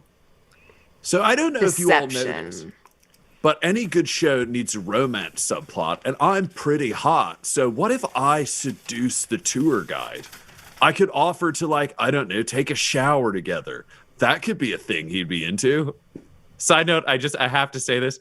Matthew McConaughey and it has actually given that as romantic advice. I remember an interview where somebody talked about it where they were like, how do I pick up girls? And McConaughey was like, ask them to shower with you. Women love showers. He is an alien from another planet. Interstellar. Yeah, so I could ask He's him had to a whole shower different with me. experience. And then I could try to get his eye wet. Yeah, so from a mechanics perspective, just something, and you've come to this naturally, which is great. But yes, essentially, the best way to think of this, again, is objective and obstacle. And the obstacle being the tour guide is very, very solid, because I think, Kat, you've got a really solid plan for dealing with the pharaoh. So that's set for objective. So what we're kind of doing right now is determining who will be on distraction duty and who will be on get to the palace duty. So, Kat, if you want to put everyone, and I mean, you can all describe where you think you'd go. I think it makes sense for Laura to try and climb the pyramid. That's great. Ryan, you're going to try and seduce him. So you've got two different means of distracting the tour guide. And then it's just up to, I guess, Tyler and Kat, whether, Tyler, you want to go to the palace or whether you want to help with the distraction and or other funny third thing. Yeah. Johnny has geared towards infiltration. Auto lockpick, digital mask, auto translator. So I think he will. He's the only one with the translator. He has to help. Yeah, that's very, like, that Yeah. is very important for pretending to be a Phoenician at this point. Yeah, Great. So he, yeah, and he'll also just kind of add after the plan is kind of explained, just to remind Flicka, like, and don't forget, like, you get to use my auto translator, and then when you get that super righteous god status, when that plays into the French Revolution, you're gonna help me with that, right? You're gonna be like, hey, it's me, Flicka the god. Don't overthrow the royal family, because Well, of course I am. Of course I am. I've got irons in the fire in regards to that. Yes, yeah, and the fire burns bright. Don't worry, I haven't forgotten how hot they burn. Don't you worry about All that. right, great. So you scratch my back, and I'll scratch yours. Well, Yeah, I'll so, scratch your back, and then you'll scratch mine later. So, like, when Backs do we will record be the scratched. confessionals? Like, are we going to do confessionals? Like, who's the bitch on the show? Because they always have one.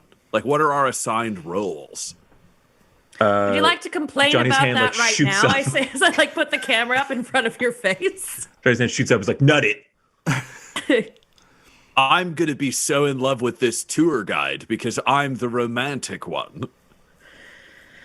How much rope do you have? Is it just so much? Just ever so much rope? I would describe it as a shitload of rope. That's what I told the man at the store. So it's a shitload. Well, if you would like to distract the tour guide, whether it's through romance, I would suggest making sure that his eyes are blinded first so he doesn't see you. Okay. So maybe use the rope to like put around his eyes so he's like suddenly distracted by that, and then you could do what you wish. Do you want me to like tie him up and throw him in the river? Well, I mean, the Nile is full of crocodiles, but I can't tell you how to be your character. You're the romantic one. Okay, I'll do the most romantic thing I can. And with that, the time egg hits the ground with a shudder. I will say, I think for confessionals, it makes sense to do those in our like safe space of the time egg because it's the only time you're unobserved. So I think it'll also just help with the flow of the game to have like a nice like clear like, and this is where we can do this, as opposed to like having to stop the action in the middle and be like, the pharaoh's on fire, and it's like. It's really funny. The pharaoh was on fire during this scene, and I was like, "Can we put him out? I don't even know." Yeah, because always those reactions are like filmed after and then It's just ridiculous. edited in. Yeah. Particularly in Drag Race, where it's like, I can't believe I'm gonna have to lip sync against this person. I'm like, And it was 4 weeks after they got eliminated. it was like 10 years later. Like, They've lost an eye and have a face visibly tattoo now. aged. Great. Okay, so the egg settles. The timpanis come in again with like a bum bum bum bum bum bum, and the portal opens, and a small sprightly figure leaps in. Just goes, well, hi there. Welcome to ancient Egypt. Oh, I'm so excited you're here. Oh, this is my favorite spot to go. I always request it specifically. My name is Scooter Van Horn, and I'm going to be your tour guide for ancient Egypt. Oh, this is going to be real exciting, folks. So just a few things to go over before we begin our tour. We've got some excellent stuff lined up for you to see today. Very rare sights that are truly incredible. That said, we have had some trouble recently with people... attempting to, do things in the past, which you're really not supposed to do. You're just here to look with your eyes, not with your hands or your mouth. So you will notice we do have some plainclothes agents on site just to make sure everything runs smoothly.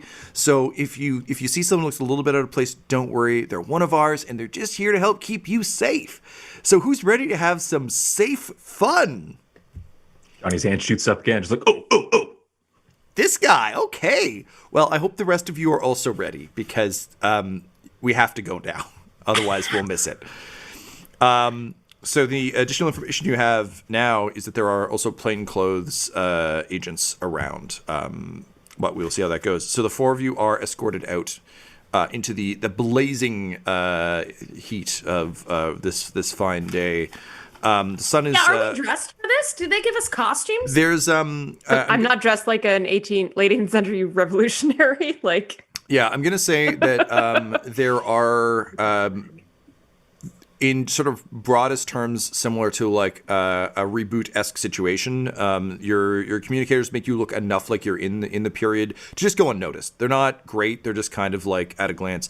An actual disguise like the one Laura has means that you actually can fit in a lot more because these are, think almost like holographic projection-y things. So like if I'm scanning across a bunch of people, you look fine, but you're kind of like background video game characters where if you get close, you're like, oh no, what?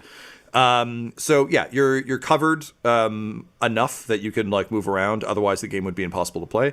But they won't stand up to much intensive scrutiny. Okay, but that can also work as pretending to be Phoenicians because we don't have this place. Great. For this instance, absolutely. I guess I'm thinking more ahead to the revolution. Like you wouldn't look like revolutionaries; you would look like French peasants. So the disguise has value because you can choose exactly what it would be. Whereas everywhere else, you're just the most generic person you could be in that time, and which, as again for ancient Egypt, like would definitely read as Phoenician, because you can just be like, "This is what we wear now," and everyone will be like, "Maybe it is." Like, yeah, I haven't been on a boat. Like, sure. I can't. I've been building this fucking pyramid. So you step out. I into am the, a slave. Yeah, I'm not allowed to leave. You step out into the blazing sun of the day. It is a dry heat in that way that just is. Oppressive and ever present. That said, the sky is a brilliant clear blue, and there is a bit of an air of excitement. We just like the Mars Perseverance landing just happened, and like there's a real like listening to all the engineers be like yes, like just quietly to themselves as they tried to land it was amazing.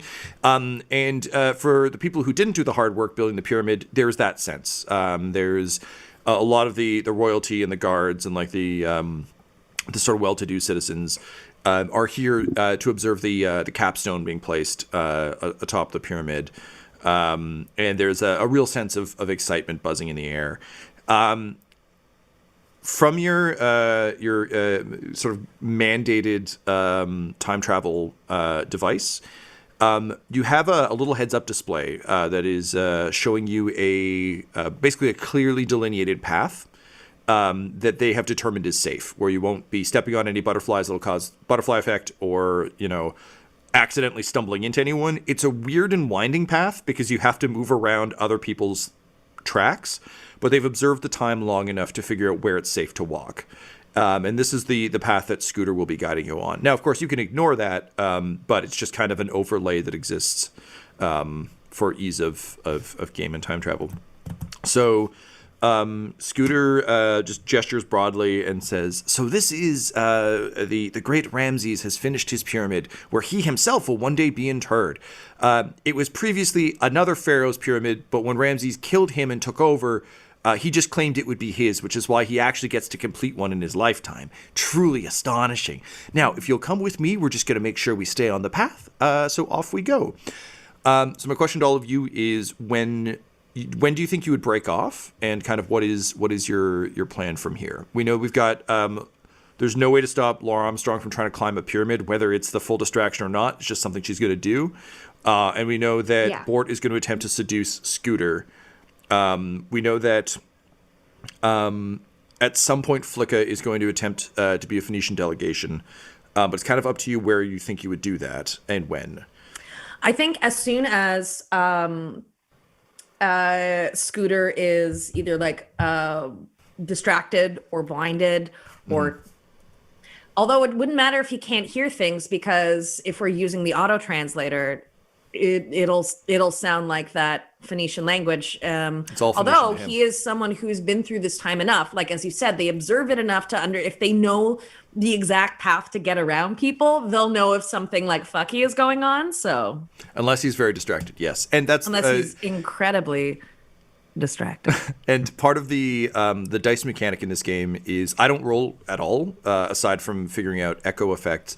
But that is the kind of complication that might come up from like a 4 or a 5, where it's like, oh, well, we get to go talk to Pharaoh, but we're overheard. And again, knowing that there are plainclothes T3 agents around here, that is a distinct possibility. Okay, so the plan then is to bide your time until Scooter is out of the picture and then go for it. I think, Bort will probably make his romance attempt early, because I think he wants to get a full plot line out of it if he can. And I also feel like this man has no sense of timing. Correct. So, like, absolutely, just like straight out the gate, just like super hard, like really just like, like, what up? Like that kind of thing. Oh, yeah, And yeah. Like the moment he's like, and now it's time to go. Just like this step outside of Egg immediately is like, so... Yeah.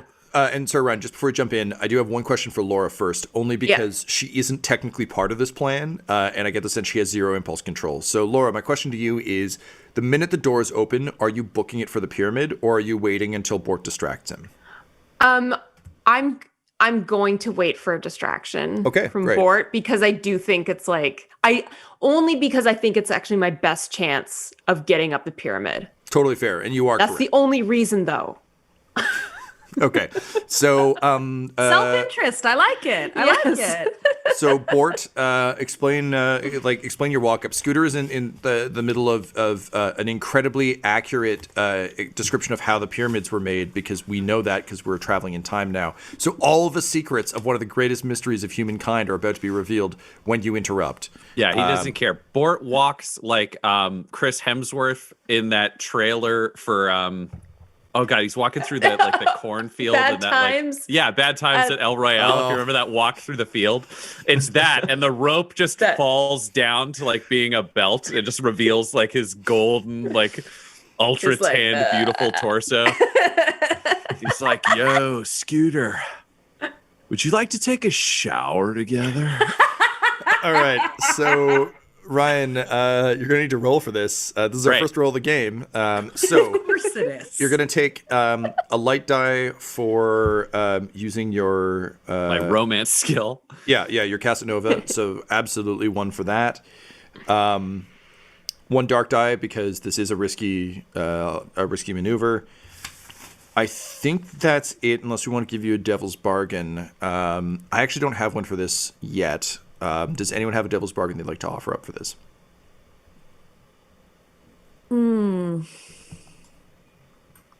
Oh, okay. How about this? I'll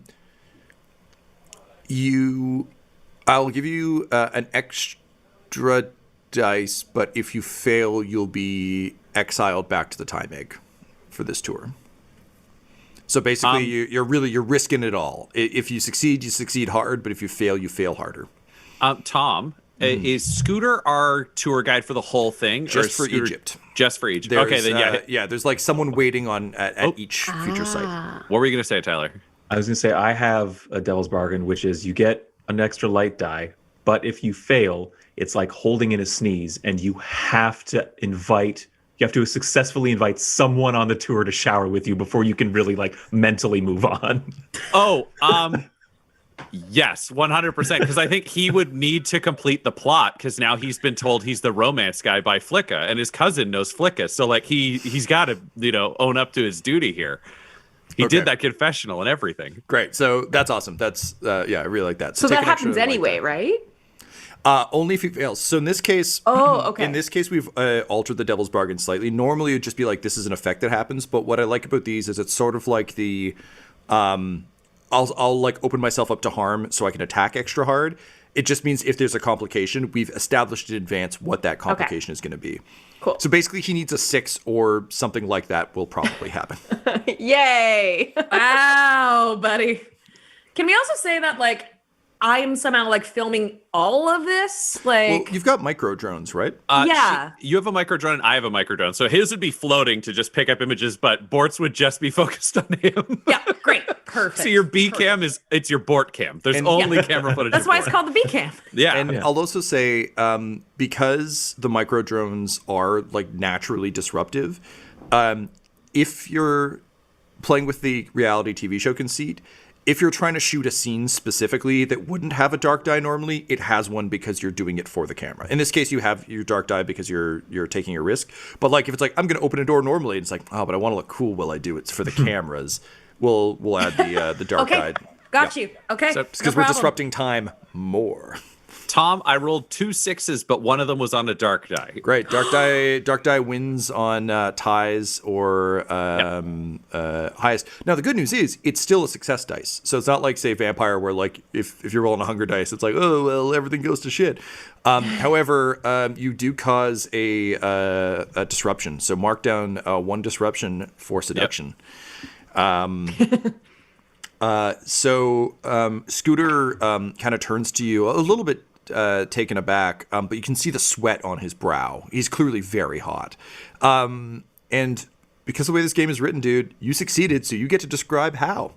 Yeah, so I think Scooter's nervous. Scooter probably maybe was a Bort Sampson fan. And I feel like Bort is the guy who would have done like a fireman calendar, but it was just all Bort every month in like a different themed outfit. 12 months of Bort. Yeah. It's like a Magic Mike calendar, but it's 12 months of Bort, just in different themes. Like he's a fireman. Bortober is my favorite. Yeah.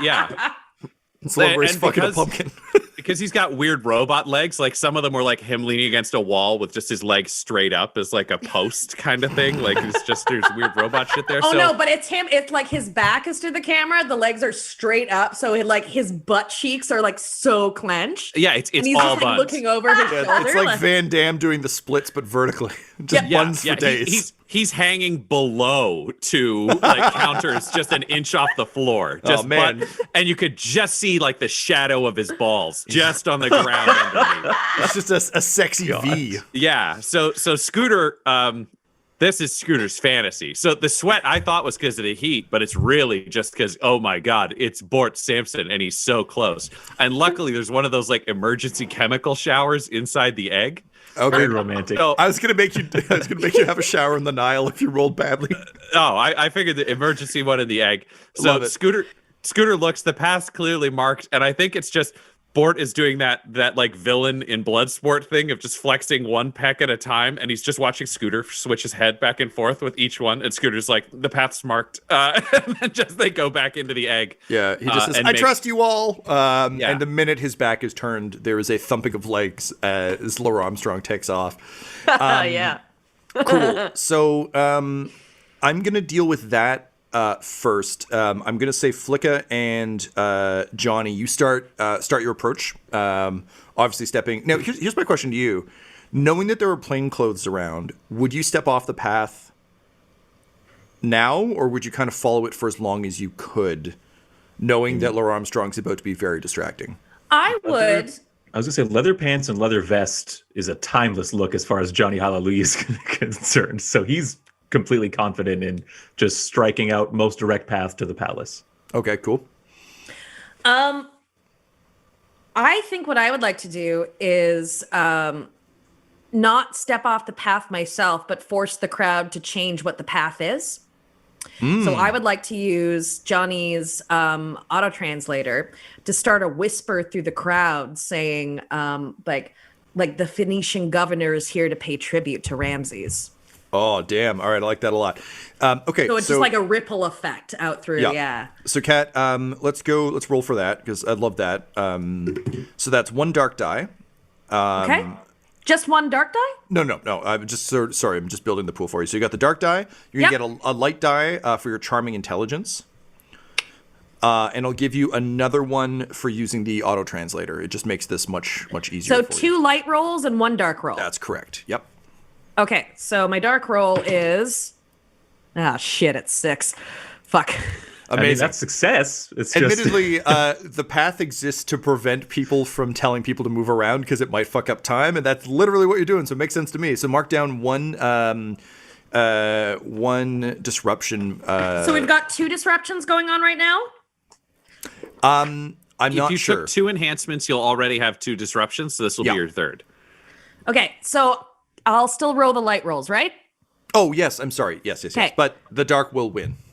Yeah. Well, the dark was a 6. It would have so won you're- anyway. Yeah. I rolled a 1 and a 2. But the good news is you succeed. So again, the nice thing about disruptions is these are in theory the things that might not actually fuck up time because they're so minor that, for instance, getting this crowd to move around so the path has to divert might not have any effect on the future.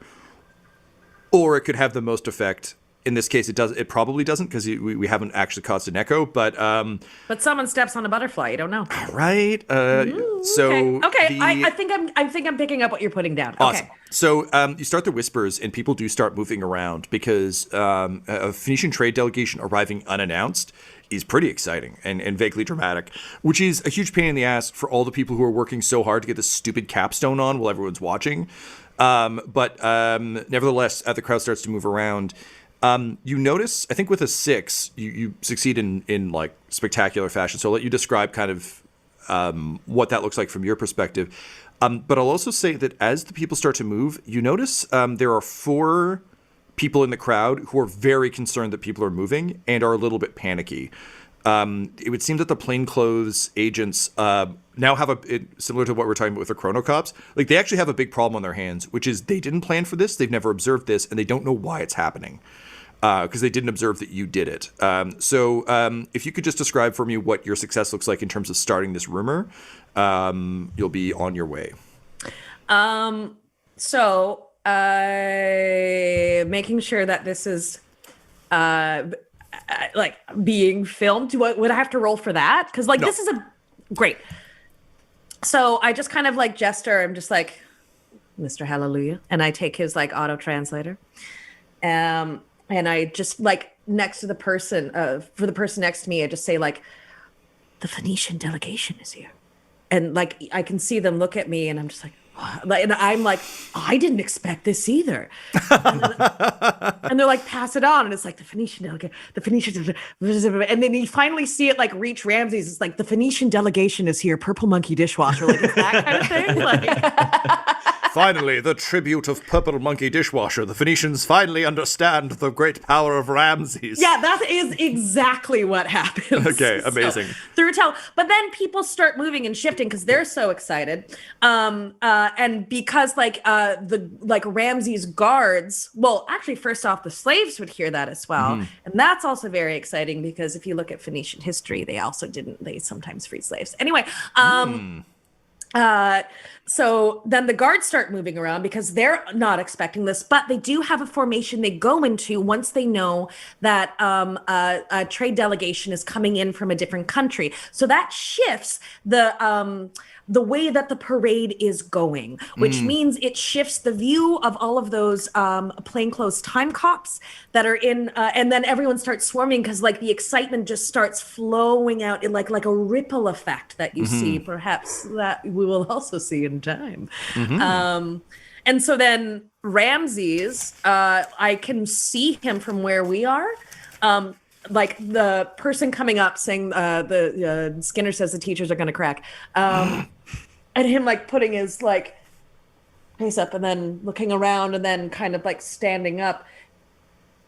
And I get the sense like there is like a swell of pride in his chest because maybe this is what I'm banking on. that Ramses thought him getting his own pyramid in his own lifetime was so important that the Phoenicians sent a trade delegation to meet him, to pay tribute and honor, and then maybe give him a gift. Well, my friend, when you roll a 6, you get exactly that. So that's what's going on there. Both Johnny and Flicka, you notice that the path system blinks red, and it's like a GPS trying to like correct course. But because of the amount of chaos that's occurring, it actually blinks off. Like it flashes red twice and disappears. It's like, you are on the fastest available row. Like, I'm sorry, Waze has been bought by Google. You will now have to use a less good version. Goodbye. Given that these paths would have been charted by scouts, they have never seen this formation, so they're in a bit of a tizzy. Kat, can you please roll me a single dark die, and you are trying to get under your disruption count. Over your disruption count. and what's that? Right now, you have, I believe, It's 3, right? Yeah. So you're trying to get 4, 5, or 6. Okay. 6, baby! Nice. Amazing. So your actions do not cause an echo. As we go along, it's going to be some things will just auto cause an echo. Other events like this that seem kind of like they could potentially cause one will take these disruption rolls where you basically roll against your ever increasing number. Eventually, when you're at like 5 or 6, you've just caused such a fucking rip in time and space that pretty much everything you do will be causing echoes by accident. Okay. So I think I'm really starting to understand the mechanics of this now. Okay, great, cool. Great. I also explained them kind of badly because a lot of them are the first time we're using them. So No, it wasn't bad. I learned by doing so. Yeah, no, of course. And honestly, that's my hope with this, is that we should all be able to learn it in game rather than having to like read the rules aloud for 6 hours and then being like, okay, good session, everyone. 3 months from now, we'll try and reconvene and Yeah, what is this? The campaign for North Africa? Like, come on. Yes, surprise. That's the twist at the end of the game. Oh, no. Okay, amazing. Laura Armstrong, you take off at a sprint. I think there is a moment of disappointment as everyone turns away from what you're doing, where you kind of wanted eyes on. But you're making a run for the pyramid.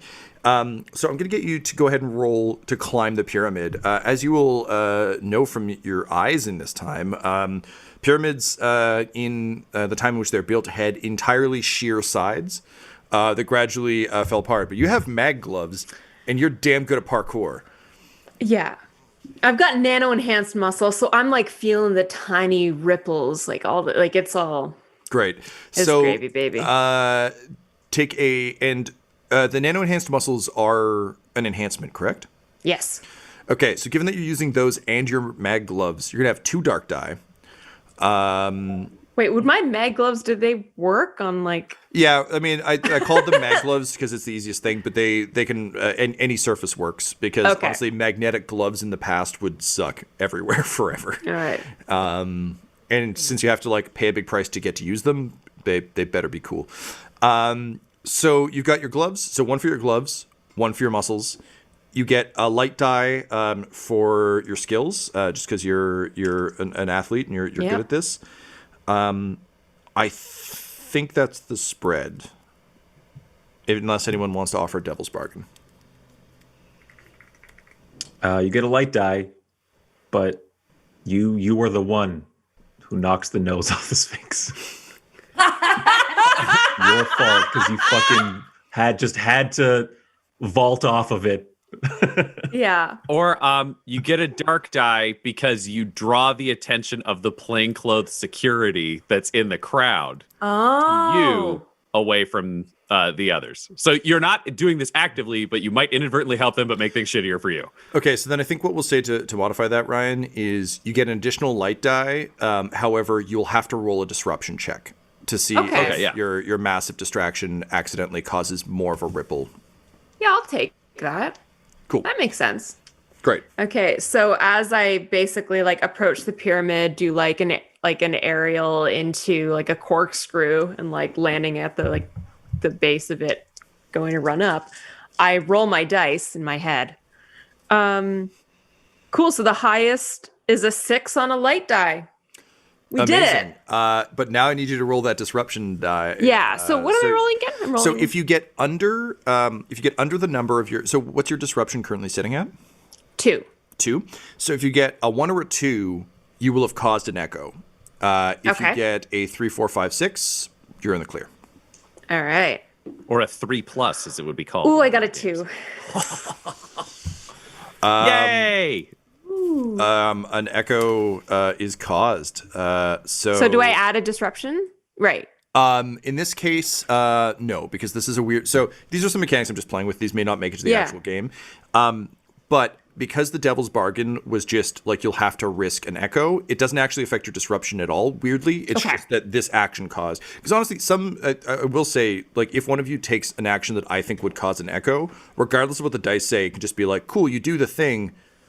But that definitely, like, if I don't know, had to punch through a window of Notre Dame to get in, I'm like, I mean, you didn't roll anything badly. And then hit the hunchback, like, knocking He's like, him out cold. Ah! Yeah. So he never sees Esmeralda. Yeah. Yeah, it's a much shorter movie. He leaves the church because God is punching him.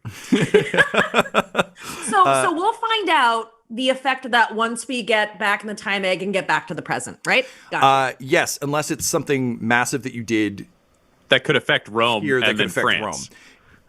Yeah, so there's 2 places the echoes play out. There's echo, they can play out at the end, or if it's something more immediate. And I haven't figured out what this one is yet, so I'm not sure. But we'll figure that out. The way I was thinking of it, we go to Egypt, then go to the present, then go to France, then go to the present. Is that correct? No. So for the no. But that also totally makes sense. There's a campaign version of this I have planned where that would be the case, and basically each session would be one tour, and you can do more things. We go back to the present. In this case, we're going to hit all 3 historical periods, and then we'll see what the echo changed once we get. Okay, fun. In the hopes that we may be having a more, because I mean, my thinking on this was if we're always going back to the present, like I know, like me as Tom, I would probably change course and be like, oh shit, I gotta stop wrecking time, as opposed to kind of the Bradbury thing, which is like they fuck around in dinosaur times a bunch, and it's only when they get back to the future that they're like, uh-oh, language changed, and now we have a fascist government, and Have you considered calling this game Fuck Around and Find Out? Yeah, that's the OnlyFans version. It's dramatically different. Okay, amazing. So, Trying to find out. Laura, Laura Armstrong, okay, I think here's what it is. You start striding. You know, your muscles engage. You can describe what you going up the pyramid is, and then I'll tell you what happens. Okay. Yeah, basically as I like kind of do my like corkscrew like land like onto the pyramid, this is all for like my momentum and everything, right?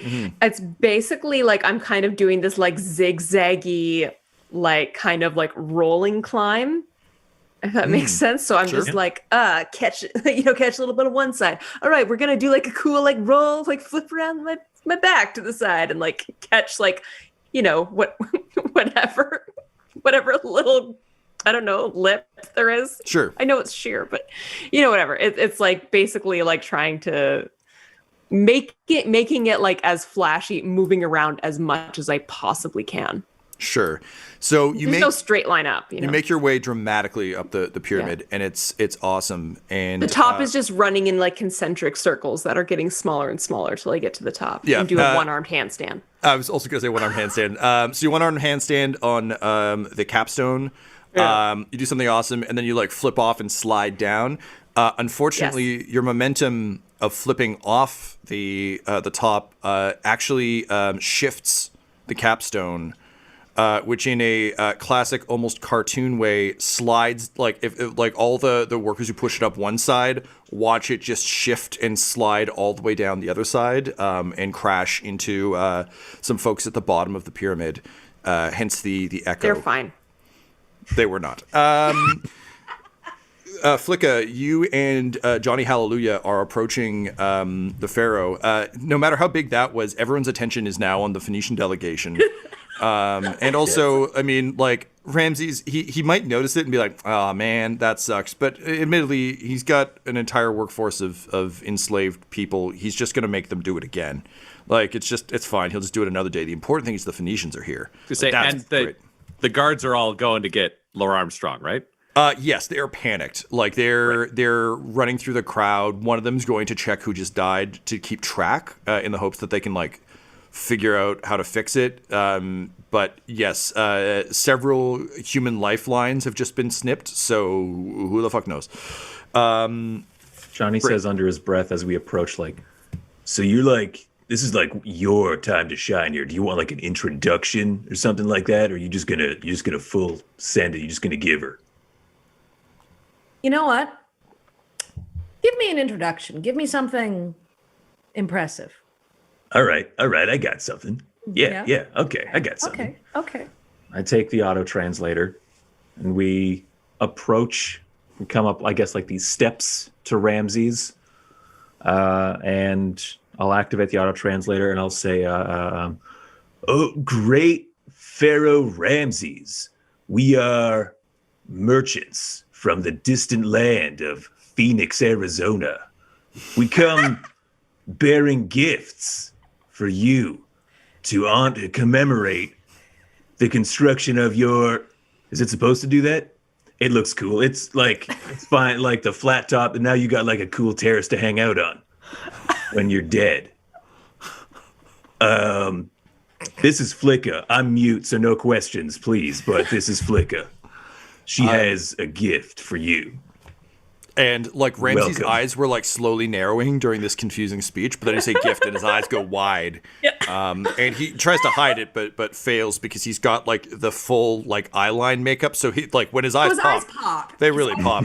And it's on point. and he just says, "Excellent, someone who understands the greatness of Ramses."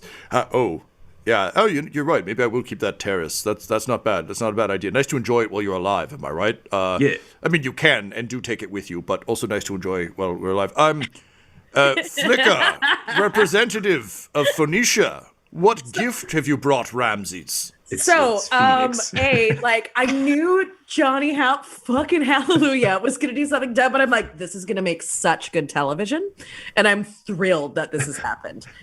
So I take the auto translator and I present myself to Ramses and I say, "Oh, great and powerful Pharaoh Ramses, ruler of both Upper and Lower Egypt, as is your birthright. We have heard of your greatness and your largesse, represented not only by your pyramid. We bring you something from the land of language, something we think will benefit all of us." And as I raise up the steps, I ask, "Do one of your servants have papyrus?" Yes. So one of the servants, clearly like the papyrus holder, has like a stack of scrolls and is just like, "I have some." And Ramses' holy band in the back just plays like, and that's just gift giving music. Every time a gift is given, it plays. Fantastic. Yep, it's that eventually becomes the like Play my entertainer song. Yeah. So Flicka takes the papyrus and I say, like, "We have recently discovered something that will not only benefit yourself, but benefit the world." And I draw a hieroglyph, like one of like, how they're like this, like they're on the Profile. side. Yeah. And then I draw another one on this side. And then slowly, to the amazement of everyone, I just draw like a full-on front-facing face. A gasp runs throughout the assembled crowd. Ramses does that thing people in movies do, where like they take their glasses off in awe. No, but it's he his, just like takes off the pharaoh, like the long like pharaoh hat, takes off his like beard Like clip. rubs the eyeliner off. Yeah, just like licks his fingers and rubs the eyeliner off. And he just looks in amazement and he says, "By the gods, what magic is this?" Kat, I'm going to need you to roll. Actually, no, I don't think you need to roll. I think this just works. This is a pretty impressive thing, and I think we've established that you've set it up. Through your auto translator, you hear from someone in the crowd say, "It's like no matter where I go, it keeps looking at me." Tom, is this like an auto echo? This feels like it might be. Yes, it is. So, Kat, you can add a disruption I for absolutely sure. will. And this will also definitely... I'm going to say this is 2 echoes because this is real blatant. Like, this is like Making full-on changes. Prime Directive. Like, don't mess You with can't time. be You're like, here's subtle a when you phaser. try to Good luck. become a god. That's right. You're absolutely correct. So he says, "Strange traveler, emissary of Arizona, you must tell me how did you come to this knowledge? Please step into my palanquin." And he just like scoots over and like pats the seat next to him. And I sit down and say, "You do not come into knowledge that you are born with, for I am more than just from Phoenix, Arizona. I am your new god." All right, here's that roll I was talking about. So 1 for charming, for sure. I also have that food, but I'm going to use that later. That's fine. Yeah, I dig that. Okay, so 1 for that. A dark die for big gamble, and a dark die for auto translator. Okay. So 2 dark, 1 light. I would Ryan, like to you look offer you a got devil's things. bargain. You are convincing in delivering that this could only be taught by a god, but you have forgotten to specify what you are the god of. So it will be something you have not anticipated in any way.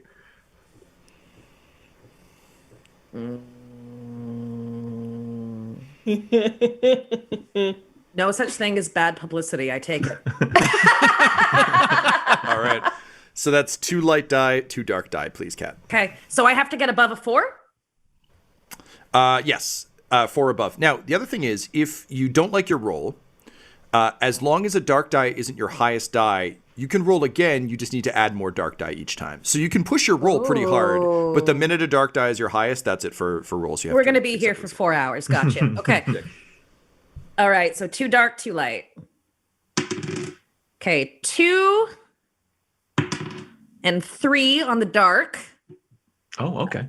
Okay. And then 1, 5 on the light. Hey, there you go. So you succeed with a complication, and that complication sounds like forgetting to mention what you're the god of. I am so excited to see where this goes. Okay, amazing. So, Kat, describe how you. So you've announced that you're his new god. He looks at you in astonishment, and just says, "Cool. What's your deal?" I am the god of language, the god of perspective. I am... No, I can't say that. Sorry, no. Like, strike that reverse, because I'm not saying what kind of god I am. My deal is... oh, that's hard. How do I do this without describing what kind of god I am? If you use adjectives for yourself, like you can describe yourself as like great or strong or those things, but where they're all Good kind of call. vague and interpretable. Okay, quick rewind. Okay.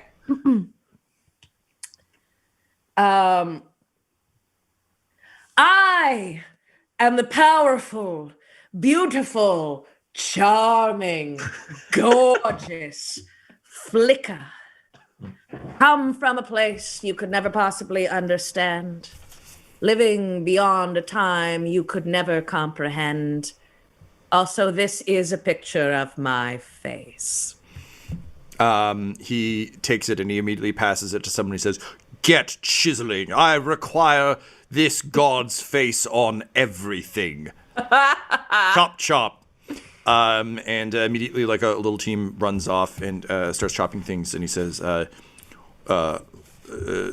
"God Flicker, I am honored that you would come to visit the humbled Ramses. I can't say the great Ramses anymore because that would probably be offensive to you. Deeply. Rest assured, we shall spread the word of you and your domain far and wide.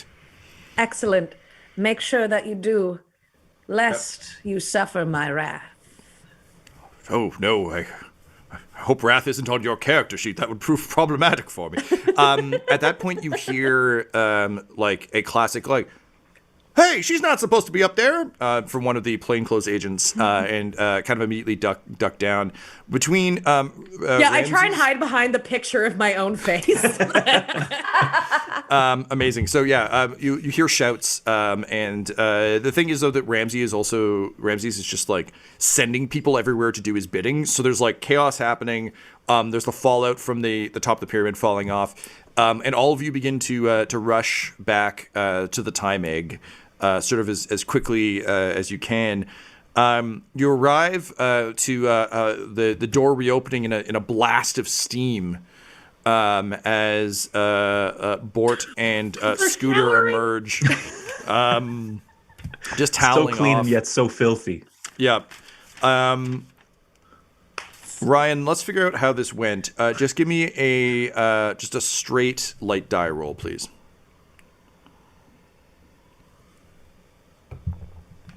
That's a 4. Success with complication. That feels right. I I can pitch it, or you can go with yours. Oh yeah, no, you go ahead, bud. I think when Bort comes out, he's heartbroken because after they showered and made beautiful, awkwardly shot in HD, like Big Brother UK style love, Scooter revealed that Scooter is only the tour in Egypt and not for the whole journey. So Bort is devastated to have been left behind, and also devastated because now he has to do a forlorn love arc. He thought he could build a romance with one person, and now he's just coming out like kind of pissed off. Great. And Scooter just says, "Oh, hey everyone, I was right behind you the whole time. How was your tour?" And then, much like Donald Glover returning with all those pizzas in Community, he just sees like the cloud of smoke rising. Like the pharaoh like ordering a new statue built, and like the plainclothes people like rushing through the crowd looking for things. And he says, "Wait a minute, you guys didn't touch anything, did you? Where's the path?" No, not a Sorry, thing. man. I'm mute. I can't hear you. You're gonna have to talk to Flicka. The only thing that got touched was my heart. He yells and he runs away to put his pants back on. Great. And with that, you all And I just I turn the tables immediately on Scooter. I'm just like, how dare you? and with that, you slam the big red button, and just glowering at him, shaking your head. The ramp just comes up. And he goes, The sensitive boy. and he's like, "Oh, Scooter, you broke another heart. You promised you wouldn't, but you did it again. That's clearly the worst thing that happened today." Unfortunately, that thought is drowned out by the sound of hammers and chisels as a statue to a god is erected. I'm going to pull up a list of random words, and I'm going to roll a dice to determine what you are the god of. 1 second. Yeah. None of these work. This is bad. This was a bad plan. I don't know. Let's see how bad it is, though. What did you roll? What popped up? Literally, the first word was lend, and I'm like, doesn't really work. No, none of these work. So never mind. The god of small loans. That's a pretty weird god. Sure. Yeah, I'll take that. The god of small loans. It's only because after leaving, Ramses wanting to maintain his own magnificence implied that like you only helped a little bit. So over time, over the next like 5 years, he downplayed how much that hieroglyph meant. That said, Oh, you mean he stole my work and gave himself credit for it? yes. God of microloans. Yeah, I don't know how that. Oh, there we go. That sounds futury. God of microloans. That's ridiculous. All right, so let's see how many. So we've reached the end of the first tour. The time egg has fallen forward in time. We're on our way to a different time frame. How many disruption do we have in total right now? Each of us individually, or how many did we earn over that trip? Just tell me individually where you're all at, please. I'm at 3. I'm Three? at 4. So 2 9. for Tyler. Okay. So that will be 2 additional echoes overall.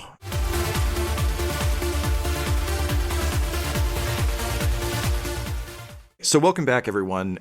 You are in the time egg. It is moist in here now because of how much showering was going on. So everything just has like a fine, because I mean, it's an emergency shower. It's not meant to like run it at maximum steaminess for as long as it did. Our dear friend Bort is a little bit bummed out because his arc has been disrupted by not having Scooter along for all of them.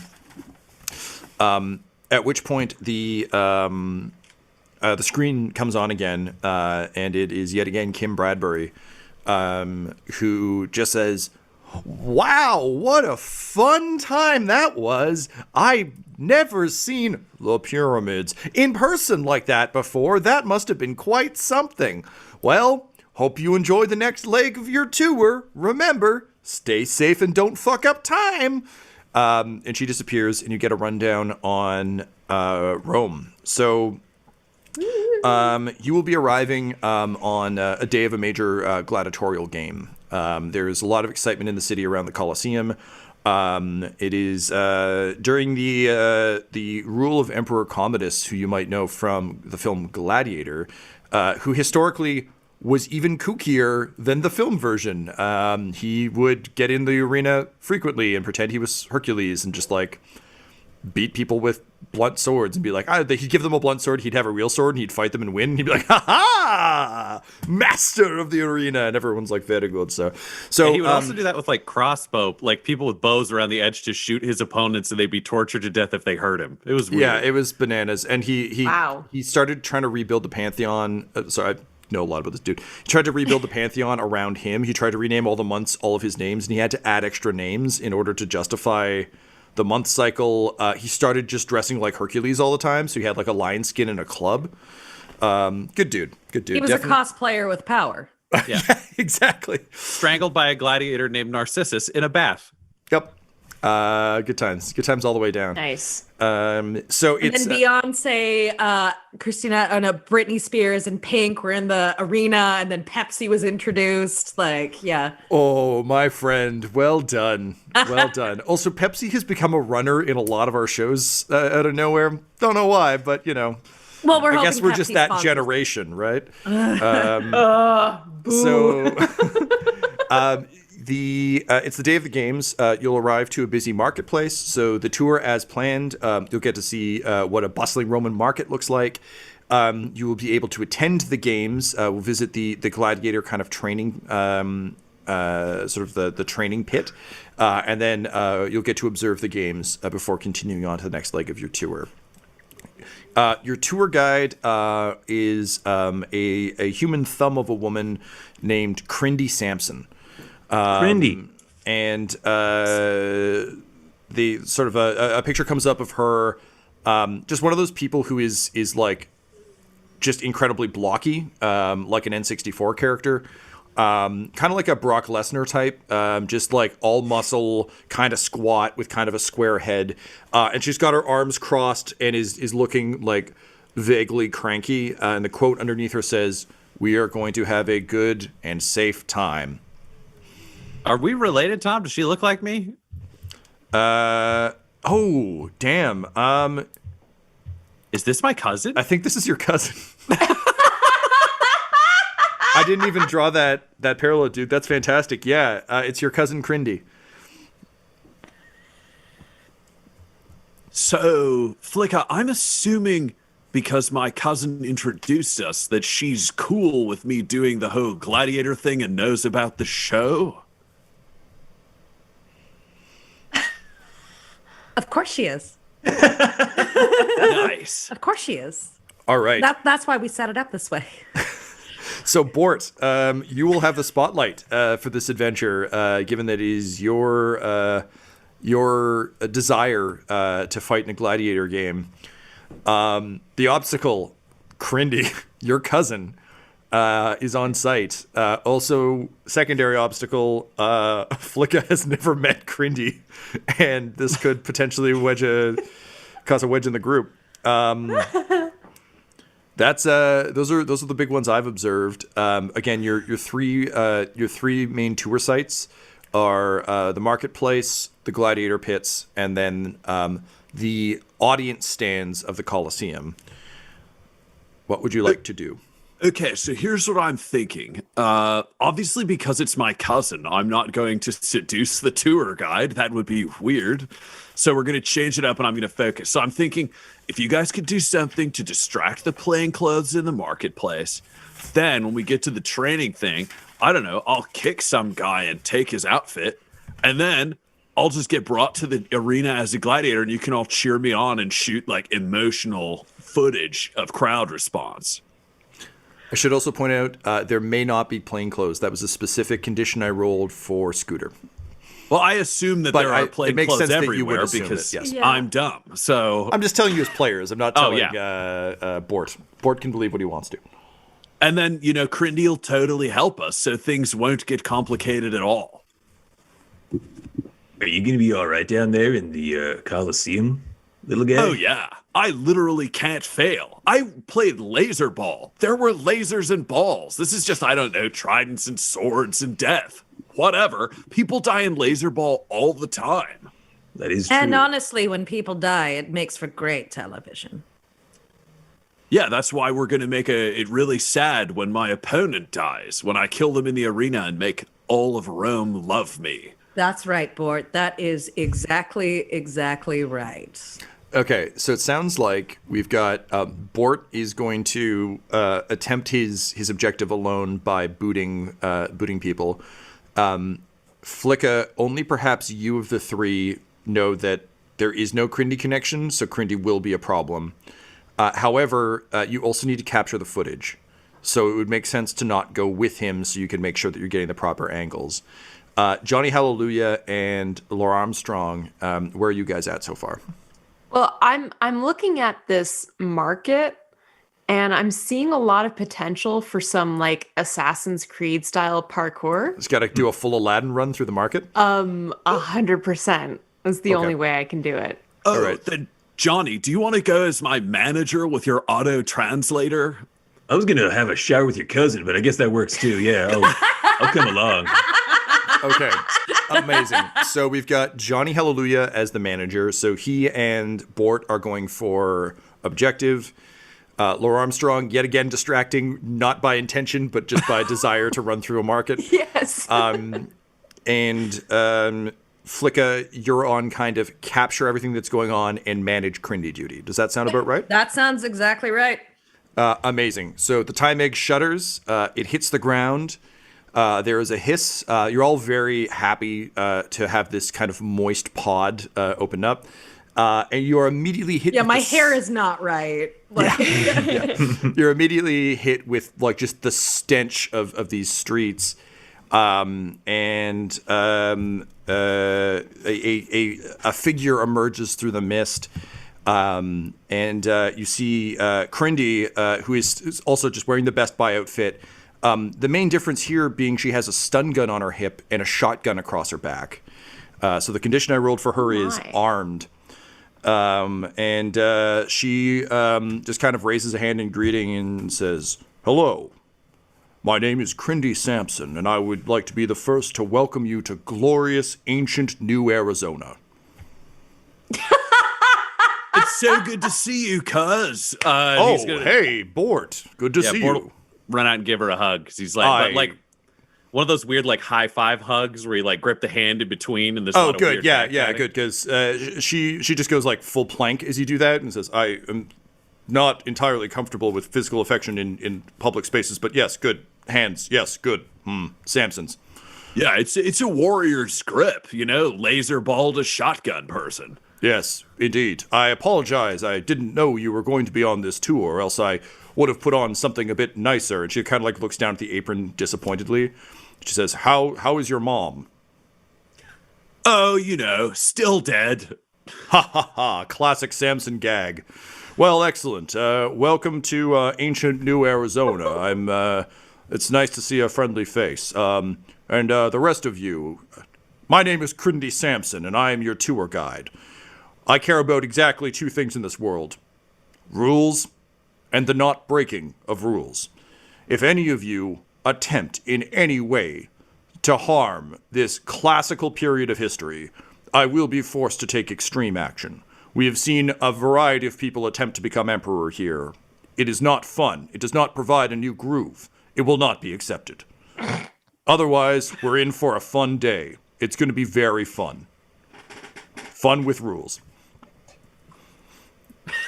Well, fun with rules is what we are all about. Crindy, I am so curious to hear about these other people who have attempted to become emperor. I mean, how dare they? What did they even try to do? They broke the rules and tried to kill the emperor, but I am glad you are as offended about this as I am. It is nice to know that this is not a troublemaking tour. I have family and someone who clearly respects rules. This is good. Laura Armstrong, man, that market, that sweet, sweet New Arizona market looks real good. I ask you yet again, how good is your impulse control? Not good. So do you just book it? I think where are the cameras right now? Still in their pockets, I think. Unless would you be filming the exit from the pod? You might be. They're micro drones, right? So they're not visible theoretically. I kind of imagine they're kind of like little buzzing guys. So like they're small, but they're I don't know, probably like discreet. But yeah, not... like beetle sized. You know, like they're visible but not obtrusive. They're small, good Beetleborgs. Yeah. Oh, yep. Bortz would be flying around him videotaping the whole time. But I don't know if that's not allowed on the tour. If it looks like a bug and it's small, it could just be capturing the tour. I also think, given what's going on, it's not like it's a dead silent room. Like, there's the marketplace. There's all the, like powering down noises. So I think it goes unnoticed. Laura, what were you going to say? I'm just wondering, like, I feel like it would make sense for me to have kind of like a GoPro kind of style thing. Sure. Yeah, I like that. On my chest or something. Yeah, I'll grant you that. We'll say that just kind of fits in the conceit of the thing. The caveat I'll give you though is it is because they paid big price. I'll give it to you if you take a disruption because they paid big prices to have it. Obviously. Great. I still take a disruption. Yeah, so take a disruption, and the caveat I'm going to give you is the only difference with yours is you need to upload the footage later. You can't. It's not live streaming, which I think actually gives you a reason to try and survive more because if you die, the footage dies with you. Yeah. Okay. Cool. So I think what I do is like they're talking, and I kind of just like really casually like back away until I'm like basically out of arm's reach, and I kind of like basically flip my GoPro like up to my face so they can see me, and I just yell. Or not yell, sorry. The opposite of yell. I quiet yell. Just go, parkour. And then I just take off running. Okay, so normally I'd make you roll for this, but I think Crindy is enough off her game by realizing Bort is here that it's as they're doing the awkward hug and like she's talking to Flicka, you see your opportunity and bolt. And you begin to parkour through the market. As soon as you take off, there are shouts from the Phoenicians in the market, and the Crindy turns and just says, "Oh shit, Stick, we got a runner!" And she reaches. Can I hear that? Can I hear her say that? And I just yell back, "Parkour!" All right, so Crindy's reaching for a stun gun and going after Laura Armstrong. She just says over her shoulder, Bort, there's one of these on every tour. I trust that you will stay in the allotted zone until I return. Of course, I'm going to do exactly what we agreed upon. You, me, and Flicka. Great, rules. And then she takes off into the market at the pace of like... who am I thinking of? It's always like Final Fantasy characters, and I'm like, this is too specific a reference, but it's like Barrett trying to run, or it's just kind of like that's not too specific at all. I know exactly. Back out, arms in the air, just kind of like angry. That's not too specific for Kat, but yeah, that means it's not too specific at all. My experience is universal. Yeah. So she takes off into the market, trying to chase Laura Armstrong. So Johnny and Bort, you're now free to make your way to the arena. So I think we'll say you head off there. My question, I think, for you, Flicka, is do you try and help Laura Armstrong, or do you go to the arena to film what's going to happen? Oh, I go to the arena. I think Laura Armstrong, like, considering their parkour skills, and considering the square nature of Crindy, I mean, I think I can see where, like, who will prevail. I mean, I just hope that like Crindy's weapons don't reach Laura Armstrong because they seem pretty powerful, but Laura Armstrong, like, pretty dexterous. So I'm like, yeah, that's a gamble I'm willing to take. Yeah, I want to see where the action is really going. Okay, fantastic. So we cut to Bort Sampson and Johnny Hallelujah approaching the Coliseum. I'm on your back. You've run us here very quickly. Oh, yeah. I have advantage to like speed Yoda on on Luke Skywalker's back. Great. Johnny Hallelujah, take a disruption point just for drawing a tremendous amount of attention for riding someone's back at light speed. Piggybacks didn't exist in that era. Yeah. The problem they're is, invented by Napoleon. The problem is people I want to like see. People like look, right? But then I see them looking, I'm like, what? And that's what really gets people like, who is this guy? Yeah. Who is this speedy double man? Going by. That's right. Yeah.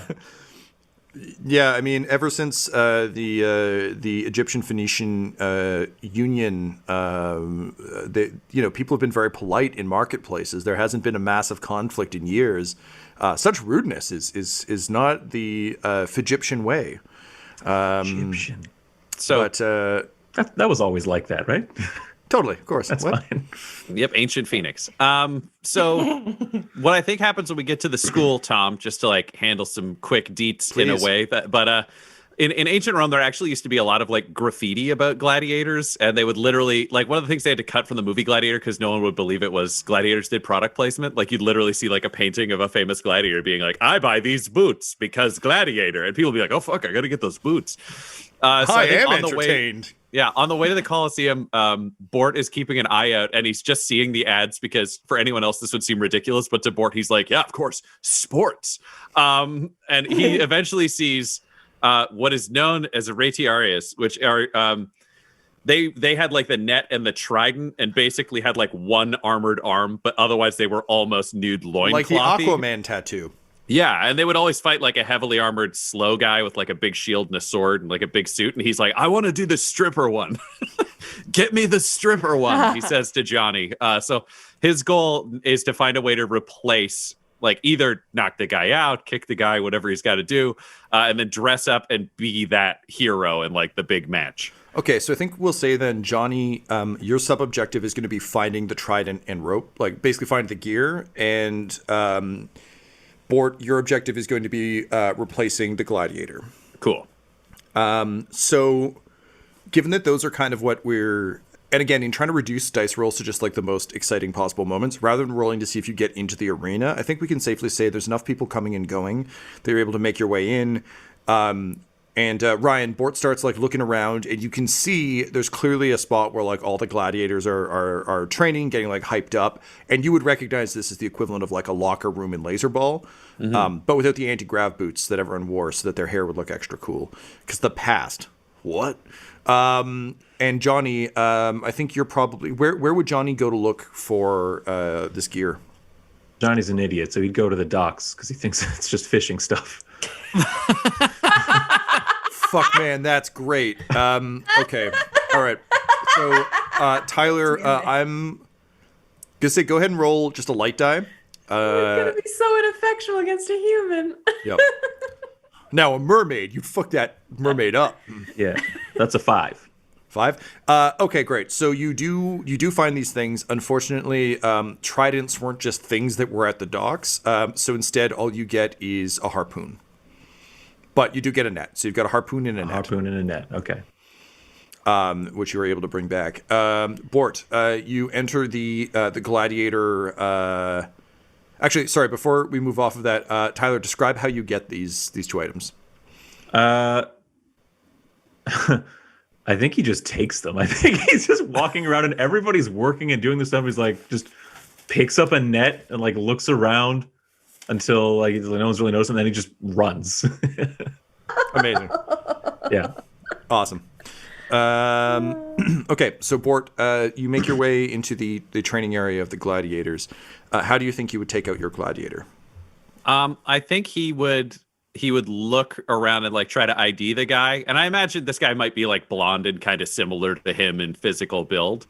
And then he would just wait for that guy to take a dump. And then he would, if he could, go into the bathroom where that guy is and just give him a good old kick. And I feel like a kick from robot legs is like a dirty move in laser ball. So it'll just take that guy out. Yeah, I would be inclined to agree. Oh, but like, weren't there like bathrooms like rows of latrines? Like, would he just like go into the shit pile?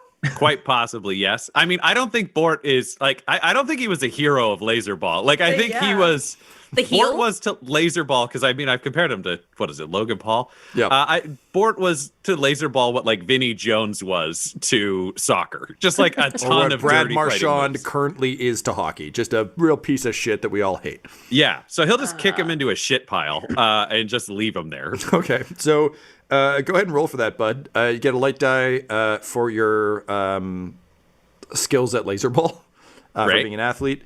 You're going to get a dark die for using your cybernetics. Yep. Trying to see if you would have anything else. I think those are probably. Can I use my rope to tie him up after I kick him? So this would combine my 3 things. Yeah, sure. I think in the lead up to the kick, you just throw a fistful of rope at him. Like it's not a lasso; it's just like a coil of rope. Pocket rope.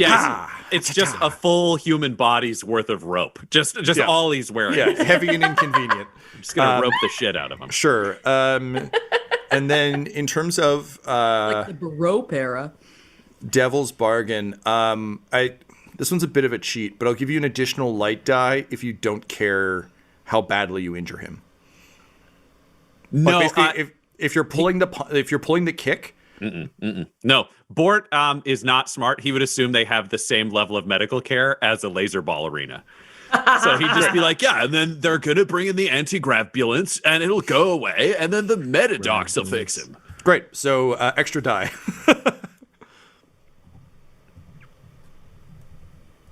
Okay, I got a 5 on a light die. On light die? Okay. So describe how you punch through his chest. Okay, so you're going. That's a good one. So he basically comes in and he's just like, hey, can you hold this rope for me? And then, this other gladiator turns around like peeing on the floor in a line awkwardly and gets hit with rope.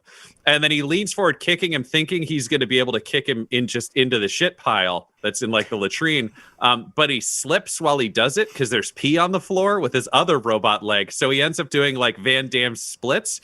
Only as he falls forward, it's just the equivalent of like a piece of rebar just punching directly through the guy's chest into the wall. He's a leaf on the wind. Yeah. And then he's like, oh, party foul. Okay. Sorry about that, Do you know what? I might have a talk with your manager later. We'll say the other team did it. And then he just like awkwardly takes back his rope and shoves the guy into just the poo. Yeah, his eyes rolled up into his forehead as soon as it went through. I was going to have him say something funny, but I think it's instead just like you're having this conversation with just like a limp, impaled corpse. Don't worry. People will remember me. to the corpse. Okay, so give yourself a disruption for fucking sure. Party foul killed me. I'm gonna say that's an echo for realsies, in a pretty serious way. Jesus. Okay. So he goes down as you're finishing, just like pulling the legs up and stuffing him down into the shit trough. Your manager, Johnny Hallelujah, enters with your weapons. Johnny, you see Bort very clearly disposing of a corpse. Hey, Bort, was that guy there when you got here? Yeah. Okay. And I'll give him the net and the harpoon. But this gladiator stuff is rough, huh? Yeah, it's watch out, there's piss on the floor. Oh no! Sick! I was tapping into my fear of disease and sickness. So I throw the shit on the ground and I run out of there. Okay. Yeah, I like that. Tyler, as you book it out of the room, you run smack dab into a guy who's just kind of walking by whistling a tune. Can you roll a dice for me? Just a straight. Well, actually, let's see if you've got anything that would be applicable to this. You are Rockstar Con Man. Oh, okay. So I'll give you one for Con Man. Accidentally bumping into someone is always a good opportunity for a Con Man. Who knows what we can pull from this? He doesn't seem to be a gladiator. He's just kind of like, sort of like a scrawny kind of shirtless, sort of like a DJ Quails type. And he does have a bunch of rope, and seems to be carrying like a bag of meat for some reason. So you bump into him, and basically what I want from this roll is, can you either A, use this to your advantage, or B, can you prevent this from becoming a disruption? So light die for con man, dark die for running full tilt into this like scrawny little dude. Anything else anyone wants to add to that? Do we want to give them any devil's bargains? What are we feeling? Can I impose a devil's bargain on myself? Yeah, man. Get an extra light die, but this guy is a New Arizona like guard. Oh, okay. He's not just some guy. He's like, he has the capacity to enforce Sure. the will of his masters on us. So suddenly he grows 3 inches. He fills out really nicely, and he's wearing a breastplate. Cool. I'm fine with that. If anyone wants to make an offer as well, I'm open to that as well, because I think devil's bargains are fun. Okay, you get an extra light die, but I don't know, like, if you fail, I'm just saying, if there's a lot of graffiti up in New Phoenix, Arizona, and if people hate you enough and like graffiti of you goes up, I don't know how those images are going to carry through the future. Okay. Interesting. Or I'll throw out another one. The guard will believe that you is more likely to believe that you belong in the space. However, you don't realize it. He believes you belong as Bort's like tag team partner in the arena, and you get shoved in as a gladiator. That sounds fun, but like, this is your era to run. I'm the one suggesting it. Clearly, I won't be. And regardless, yeah, fair enough. And in terms of the Didn't think that spotlight, through, I did I? I only mean that in terms of like, we want to make sure that character is getting their arc. And the thing is, Bort currently is. So if you tag onto this, it's not like you're stealing his spotlight.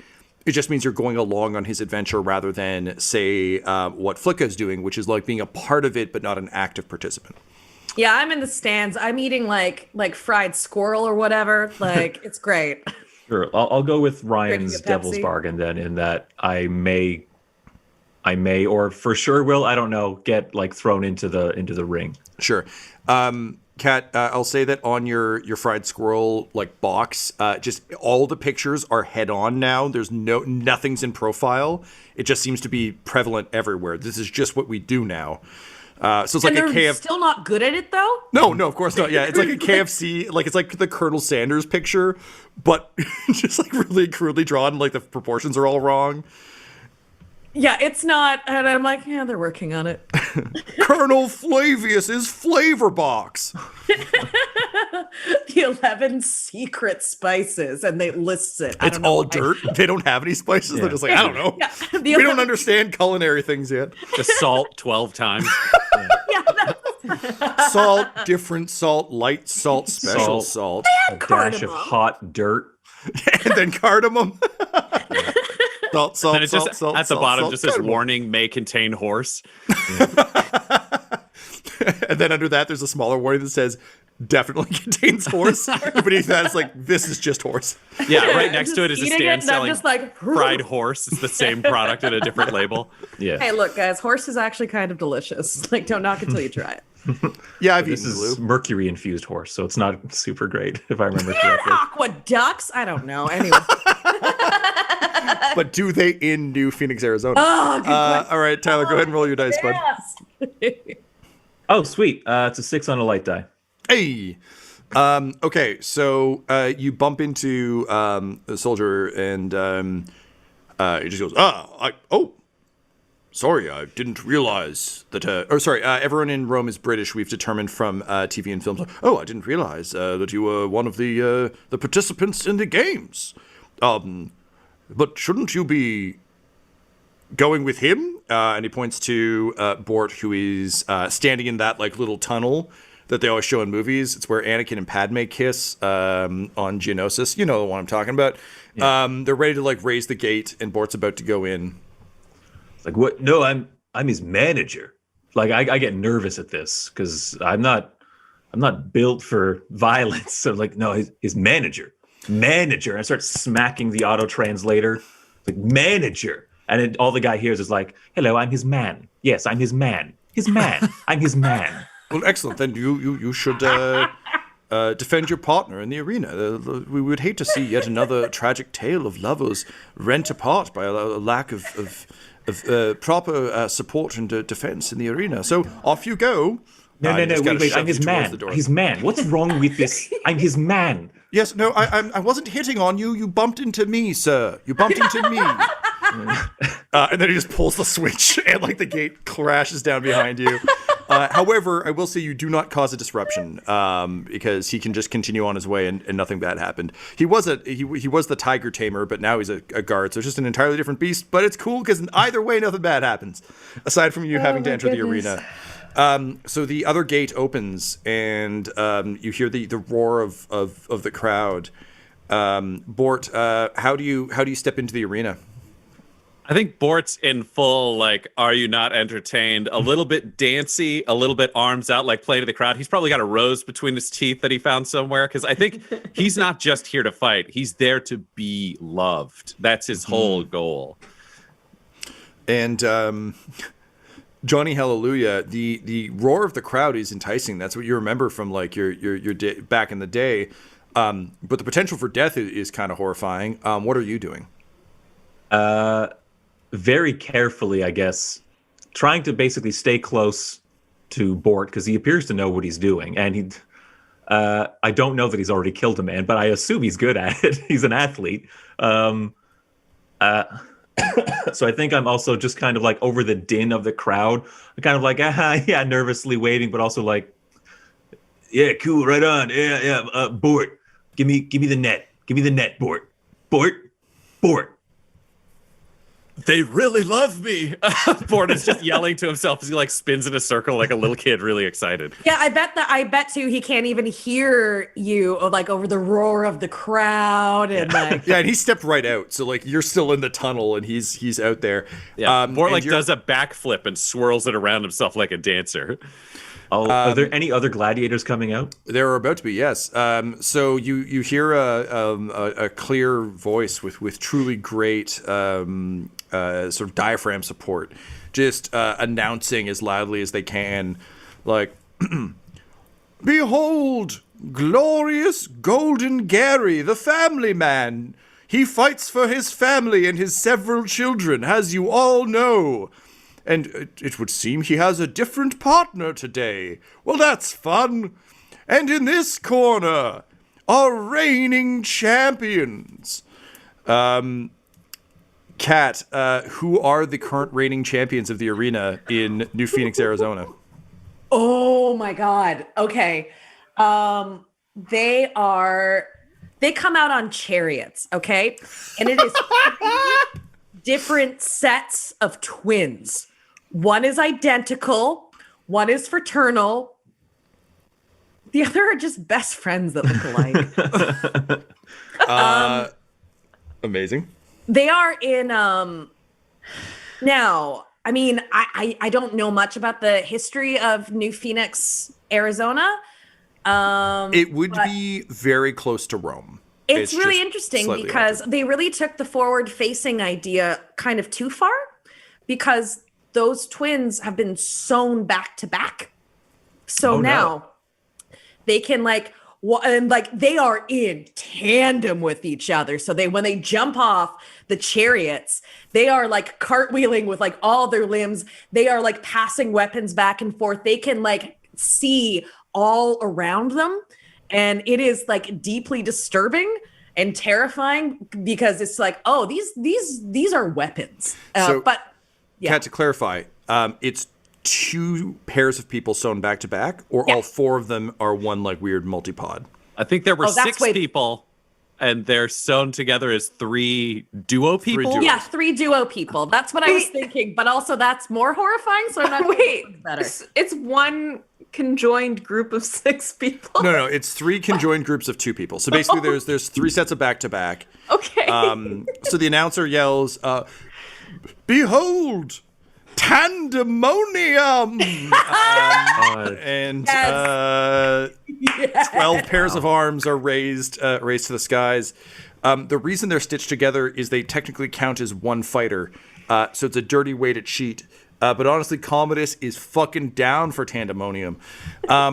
That said, that does mean you're missing one fighter on your side. Laura, who is the other gladiator that was supposed to fight with Golden Gary? It's his son. It's his oldest. He's a family man. His oldest son found the body. His name is Barry. Barry. All right, so we've got Golden Gary and Bronze Barry. So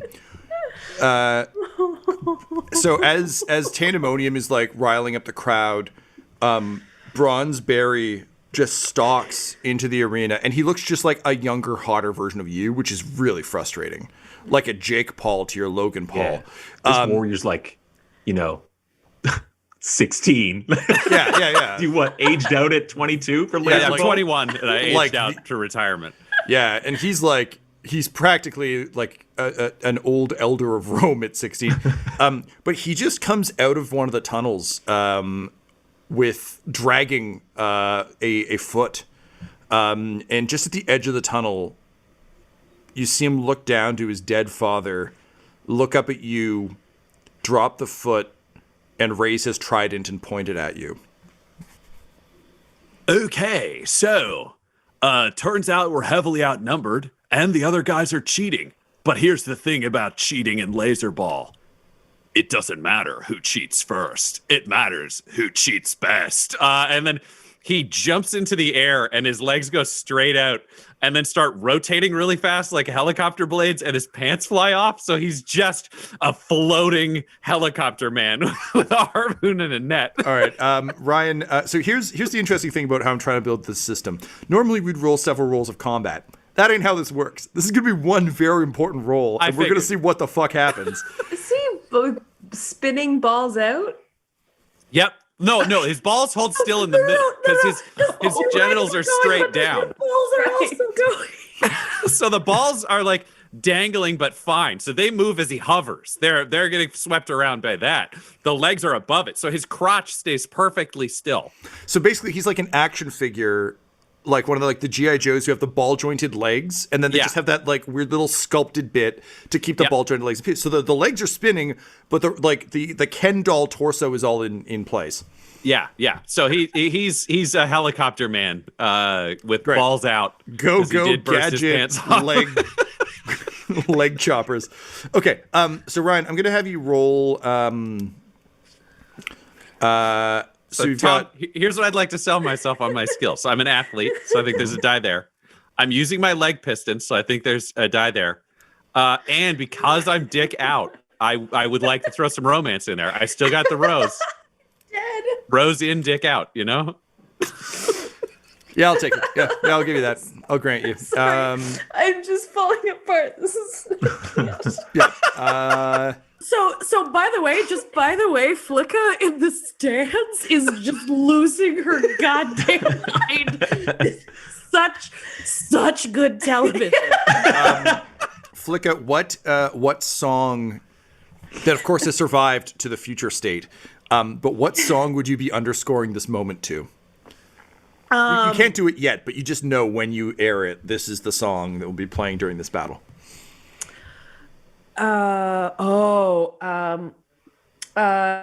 It's gonna be I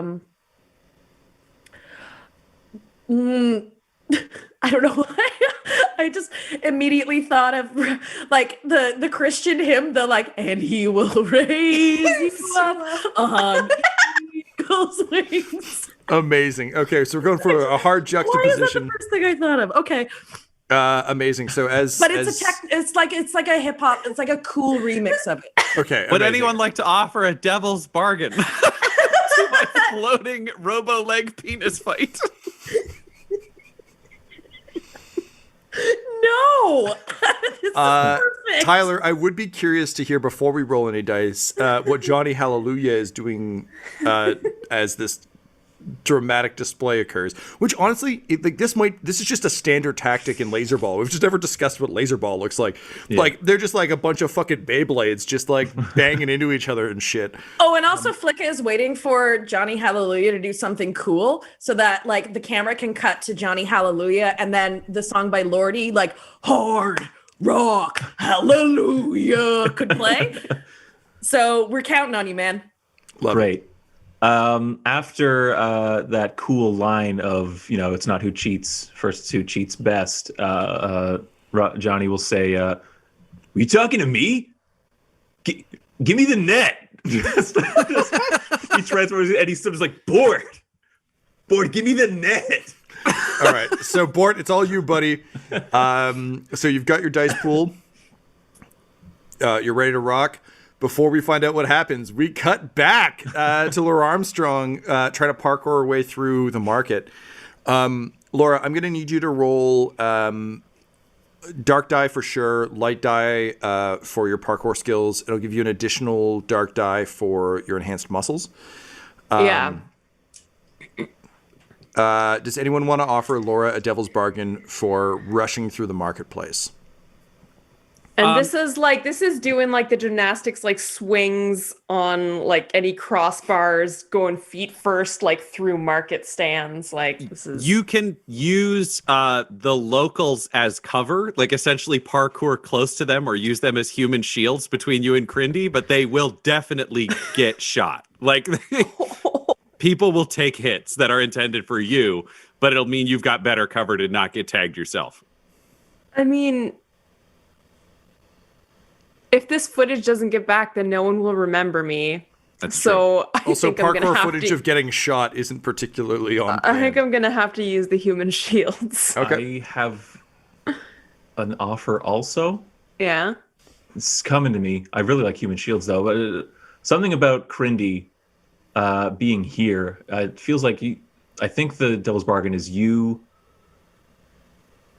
take the light die, but in chasing after you, Crindy gets scouted by like a gladiator manager and gets sort of conscripted, let's say, because you guys need a third. I mean, I guess your third like turned against you, but I don't know how the new Phoenix rules work of gladiators. Yeah. If Laura, if you want to take that one, I've got something for it. If you want to take the other one, that's also fine. But I think I want to take Tyler's offer.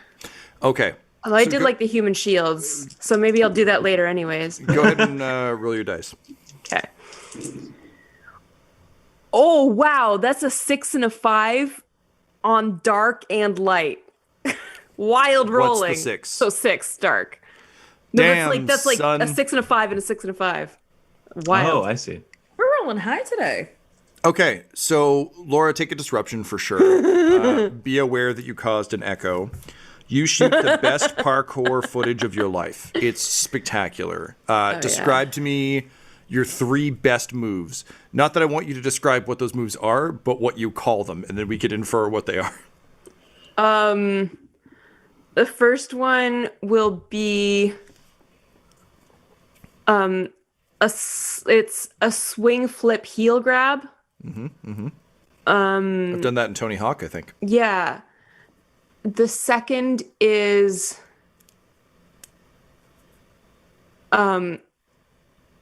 it's just called the asshole. And then the third is I think it's just called plank fly. Yeah, it is. Great. Okay. It is amazing. You shoot great footage. Chronologically, this all occurs during the murder of Golden Gary.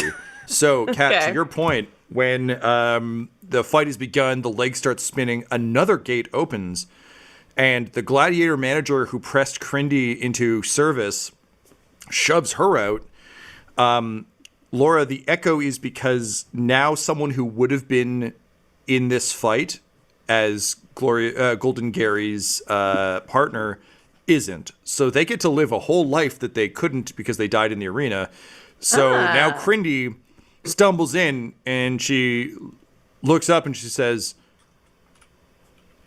"Cousin, why are your nads hanging out?" And then she just cocks the shotgun. Yeah. But he doesn't even notice her because he's yelling, "Laser balls!" as he swings towards the enemy. And Tom, I have a random thing. Here's my own devil's bargain to myself because nobody offered one.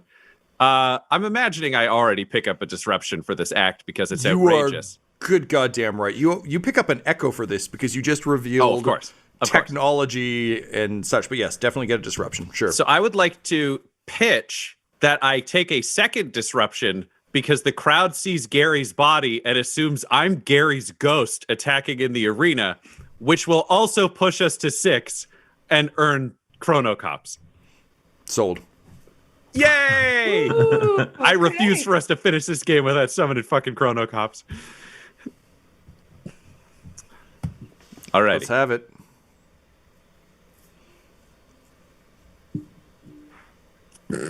Okay, I gotta try again because I rolled D10s. Get that Vampire the Masquerade shit out of here. All right, I got a 5. On light or dark? 5 on light. Okay. So you Then succeed 3 with a threes. complication. Okay.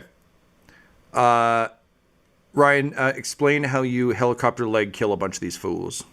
And then I'll tell you what the complication is. So I think he goes for Golden Gary's son first. And I think it's just he's so fast that he doesn't even have to use the harpoon. I think he just like kicks through his torso. It's so fast it's like getting hit with a helicopter blade. Well, he is Bronze Barry. He's from the Bronze Age. It can't match up to steel. Perfect. Truly. So he's out. Then he turns on the other groups, and I think the first one he goes towards manages to dodge back from his leg, so he tags them with the harpoon, and then he throws the net over the second one, and like secretly hits like strafe side, so he actually tags the one who's not under the net. And then I don't know where you're going with this, Tom, but he could either leave the last ones and go, "They're for you, Johnny," or he could kill them and then go over to Crindy expecting congratulations for an excellent battle. No, leave them up, because I think the complication is you're like, "Here's for you, Johnny," and you fuck off, and Crindy just like steps out into the arena, and she's like, "Well, we've ruined space and time, so might as well protect family." And she just cocks the shotgun and just starts opening fire on the remaining gladiators, being like, "Get out of here, cuz. Tell them Crindy died doing what she loved, following the rules. In this case, the rules of family." And then she just storms into the arena and starts shooting as the remaining gladiators. I'm underscoring it with "We are family." Amazing. I'll grab Johnny and like fireman lift him over my shoulders because then I can fly up and over the arena and out back to the egg. Amazing. Crindy died how she always wanted to, opening fire into a crowd of murderers. Port. The net port. I left that back there. We don't need that. Flicka, you as soon as you see him start to helicopter out, you just do that like polite time to go thing and make it to the door. All of you reconvene at the time egg. And as you, Laura Armstrong, you've just gotten back. You feel fucking great. I think, Flicka, you arrive soon thereafter, and the helicopter starts coming down. Bort, what do you say to everyone about having achieved your objective? I have never felt so alive. I am a golden god because I killed a golden god.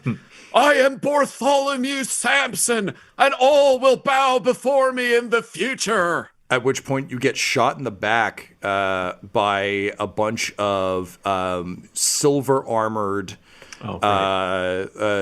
folks just like cutting through the crowd with laser rifles up. So Ryan, I'm going to set your status to injured. It mechanically doesn't necessarily change how you roll or anything else. But narratively, we will keep track of it just in case it does. So, for instance, if you were going to try and do like a cartwheel, you got shot in the back, so you're kind of fucked up now. Yeah, that sounds good. So you're injured, you fall to the ground, your spitty legs like kick up a bunch of dirt. Everyone drags you back inside the time egg as you hear hacking over your time travel trackers voices saying, "This is the Chrono Cops. It doesn't grammatically work, but you know what we're at. You have disrupted the timeline in irreparable ways. You must be erased before more paradoxes can occur. Stand down now." Do we know if we get back, so are we in the time egg right now? Yes. Can they just vaporize the time egg? The time egg is very well protected and very well shielded. Being an Apple-type device, it is not necessarily built in accordance with the Chrono Cops. So basically, here's the thing: you can't hide in the egg, but they can't nuke the egg. So it's kind of if you imagine it like Beskar armor from the TV show The Mandalorian. It's very good at deflecting strikes. It also is completely invisible to the locals, obviously. So it can give you some cover, and basically if you punch the button, they're going to have to chase you. They can't just immediately pop up where you are. So essentially now you just have the added complication of the Chrono Cops are chasing you through time. And this is perfect. This is perfect. This is what makes for a great third act. Oh, and here's the other thing. Crindy also hates cops. Just a second. And he'll take out the radio and just be like, "Hey, dickheads who shot me. Good luck stopping my cousin before she kills the Emperor." He'll just let the radio go in hopes it'll throw them off. And with that, you punch the big red button, and the time egg falls yet again.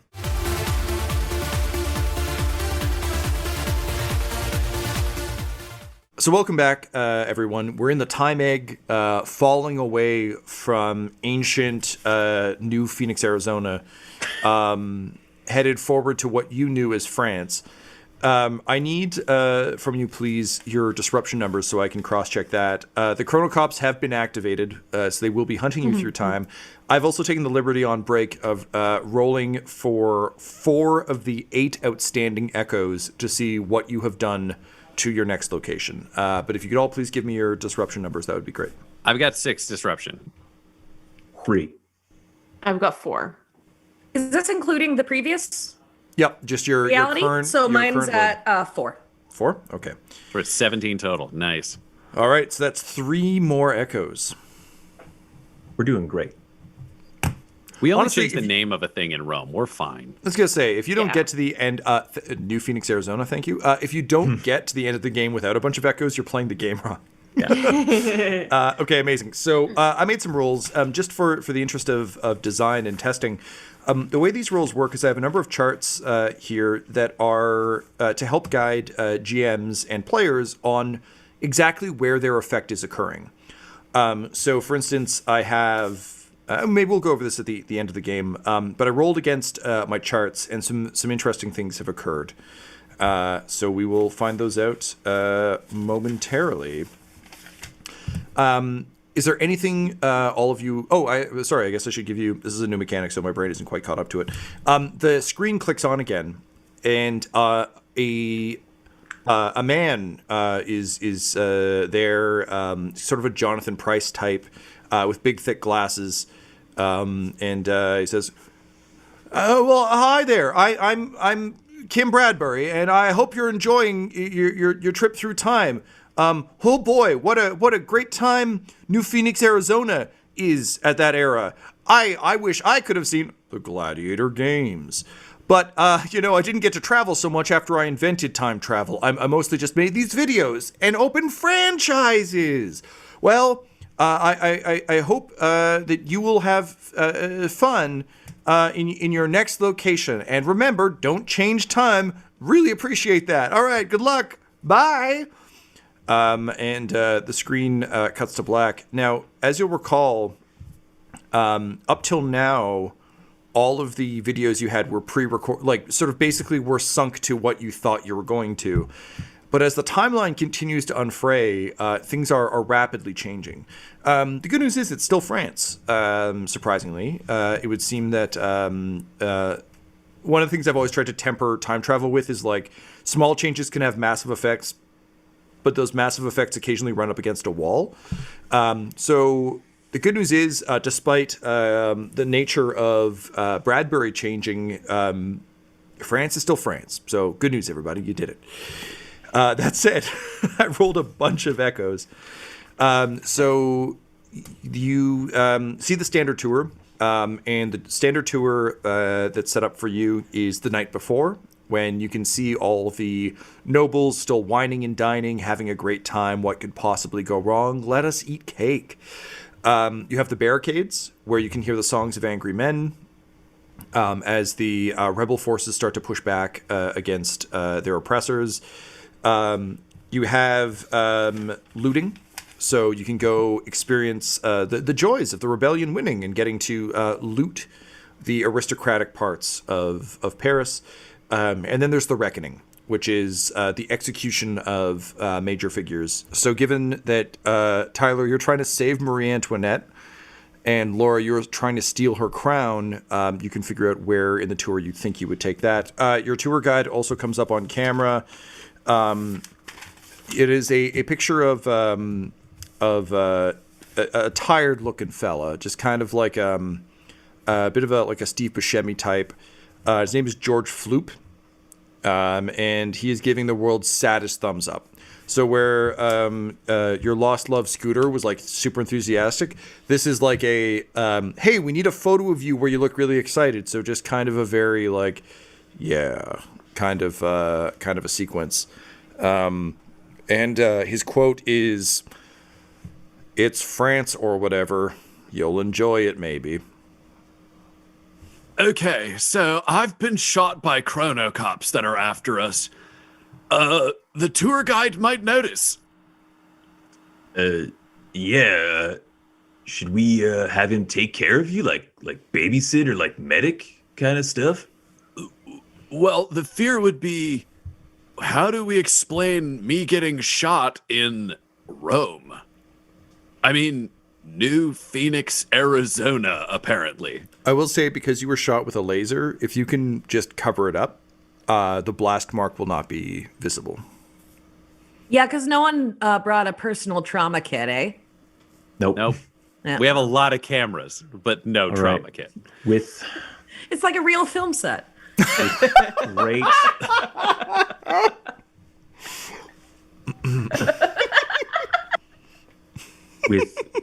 with great gravity and a heavy kind of sigh, Johnny will remove his leather vest and say, "Here, you can wear this. Don't get it dirty, and I will be expecting to have it back at the end of the tour." Okay, this is great, and I greatly appreciate this, Johnny. Follow-up question, how do I hide my nutsack and penis? Because he did tear his pants off and does not have pants. I mean, it's France. There's a revolution. I think you just lather up some mud on there, and you'll be fine. I think. But I think we have to go to the fancy people party first, and they're not going to be a huge fan of dirty dick and balls. You Well, can, I of course, plan- skip the fancy people party if you want to. I plan on visiting Marie Antoinette when she knows she's in trouble, so that she's like extra grateful when I rescue her. Yeah, and I Okay. think I think we can be pretty sure she'll be grateful enough to give me her crown. Okay, but I need to close out my romance arc to make sure that my character works. So, do you think I could fall in love with Marie Antoinette? No, Okay, stay I'm away from Marie seeing- I'm Antoinette. seeing a lot of My storylines here. great uncle has plans. But like, shouldn't we like try to stop the revolution if you want your uncle to get rich? Otherwise, he's going to essentially marry some lady who's homeless. No, look, do you need the whole plan laid out for you right now? Because I've got a plan. Yeah, lay it out, brother. All right, it's a great plan. I can talk about how great it is for a bit. Okay. For no reason other than, time. So the plan is, so it's fucking airtight. First of all, you should know. But then also, the plan is I wear my digital mask and I disguise myself as my great Guillaume Hallelujah. So that Do you she know what sees he his looks face. like? Yeah. He's in a couple of paintings. Like he was a solid dude, financially and status wise. And then this whole revolution thing happened and just kind of put the whole kibosh on the old Hallelujah fortune. So anyway, I have. Be him. Yeah. I'm gonna be him. I'm gonna rescue Marie Antoinette. Okay. So she's like, oh dang, I know Guillaume. He was kind of hitting on me, even though I've been married to like King Louis for like 40 years or whatever. That's neither here nor there. I know from family stories that Guillaume has been like putting work in and like putting the moves on Marie Antoinette, even though she's married to the king. He's a daring kind of a rascal guy, and I want him to have his shot. So now she believes that Guillaume has rescued her with the mask, right? Then, with the power of, and I like gesture to flick a god of what was it? Microtransactions. I don't think we know that. Microloans. Oh, we don't know that. Okay. Kat, what did you think you were going to be the god of? Language? I assumed, the god of either language or power or art, one of those three. Okay. So honestly, anything to do with like the arts, I would assume. So if that was your plan, that's Johnny's plan too. It was like, Great. That's when the god Great. of language and the arts descends from the heavens and tells the people that, don't go, super wild here with your revolution, right? Like, do it in moderation, So Which like, is what the arts are all about. Yeah, so you're Moderation. saying like leave these rich people with all of their money and power. Now's the time for language. unity, essentially, is what I think we need to tell the people, is that now's the time for unity, not division. Isn't it enough that Guillaume Hallelujah made a cuck out of King Louis? Like, that's pretty great, right? Because the people do hate King Louis. That's very true. The But people hate didn't him. They would Marie love Ant- to see King Louis made a cuck of. But didn't everyone hate Marie Antoinette because she said like bake the poor a cake or something? Yeah, there's going to be cake. It's like, how could they not love her? I feel like you're throwing up a lot of walls when we're trying to drive ahead here. And especially if we actually do have cake to give the poor. And that's when I bring No. out my personal food item. Kat, what does the cake look like? I'm so happy the cake isn't a lie this time. Cake is not a lie. It is a sheet cake from Zares. Can I put a little something on it? You can take it or Future leave it. Zares? Future Zares. Can it be a cake of your face? Oh, absolutely. A sheet head cake on. of like a sheet cake, but of like one of those like like Xerox scanned like photos of you that then just gets printed onto the sheet cake. You know what I mean? Oh, absolutely. Yeah. Point of order. How many people does this cake serve? Oh, it's in her backpack, so like 10. Yeah, it's a sheet cake. It's not enough. It's not enough at all. It's enough for what we need. I mean, let them eat cake, but like Yeah. 10 of them max. Some of them. Let some of them eat cake. Okay, A so you're- deca amount of them eat cake. You're gonna turn into your uncle, and then you're gonna bang Marie Antoinette. I'm gonna and rescue then her. My You're gonna uncle's rescue gonna her, bang her. and then bang her. Does your And then- uncle have a cobra tattoo on his tummy? I don't know if he wasn't ever painted with his sick abs hanging out. Then I bet he's got one. Okay, Yeah. so then she's gonna come down out of nowhere, and she's gonna be like, have some cake, poor people, don't kill the richos, and then the revolution's over, defeated in that instant. Yep. And everybody moves forward. Yeah. So that all sounds good to me. Yeah. And they'll recognize me as a god. Let's not forget that. I done can the hover work. you in with my balls out. That's, And you'll lower from the sky. Whoa, now that is something. I also actually really like that as like an emergency escape, for rescuing. That's the thing. And think of about the angles. Think of the angles on that too. Just like as both like an entrance or an exit either way. Yes, I it's brilliant. Listen, as I my bared understand penis it- is really good at going in and out. So I think I'm ready. Laura Armstrong, how do you fit into this? Are you currently We also have the a tour heist to guide do. has not been considered, and you have a heist to do. This is a spotlight sequence He's for you. tired. We don't need to consider him. He'll just lay down and die. Yeah. So, Laura Armstrong, yeah, how did we get the crown? What if she doesn't have it on at like whatever weird bedroom she gets saved from? What part of the tour did you want to do this at? The time that we visit, don't we get an audience with her? Isn't that part of the tour? Step 1 was richos, step 2 was poros, and step 3 was oh fuck, stop the revolution. Yeah, that part. All right, so that's the same time as me. We're During banging the it all out execution. at the end. Yeah. Okay, not? perfect. He's like, I gotta go take a poo. And he'll just go into the bathroom and close the door and take in his little drone and go, I really feel like this show's getting out of hand. I'm gonna romance. They think it's about them, but this isn't real if it isn't love. I'll find someone somewhere, and I'll helicopter them to the future. And then he'll go back and be like, whoa, what a dump. With that, the time egg hits the ground. You hear the songs of angry men. The pod door opens, and immediately there is laser fire that pings off the outside of the ship. Is the revolution or time cops? It's Chrono Cops. Okay. They had lasers in France. It is not. It is the revolution. You see George Floop, who we brought a is- gun to just to has gladiator times. like blood smeared across his face like an Uruk-hai, and he just like runs in holding a laser musket, and he just says, well, if it isn't the time tour, apologies, things are getting a little bit heated here in France. As you know, the Democrats must be overthrown for our glorious leader to rise. Now, I'm here to take you on our tour, but you must be warned, it's a war zone out there, so gird your loins. Also, I can see whether you're doing it or not, because you're lacking pants. He's talking to you, Bort. I am. Yeah. Wait, who's rising?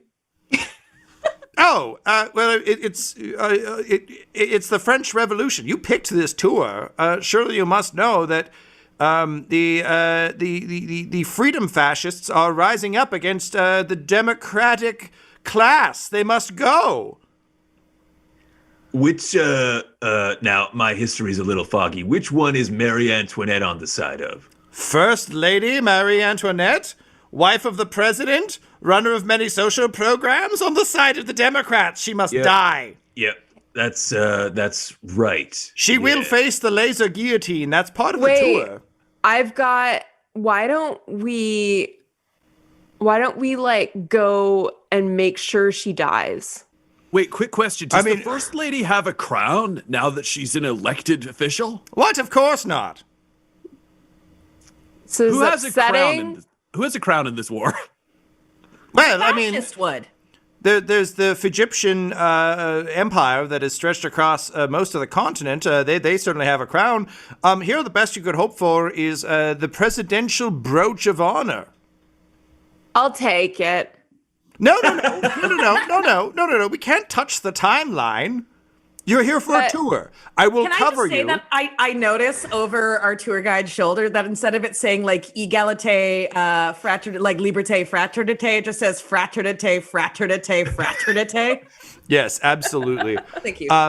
Also, looking outside, everything is like vaguely pastel. Like all the buildings are bright colors. It's vaguely Seussical out there.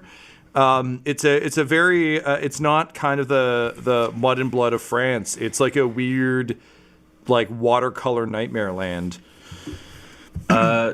Does George the impressionist got here before George we Flupp did. have any kind of like augments on him, or is he all 100% man?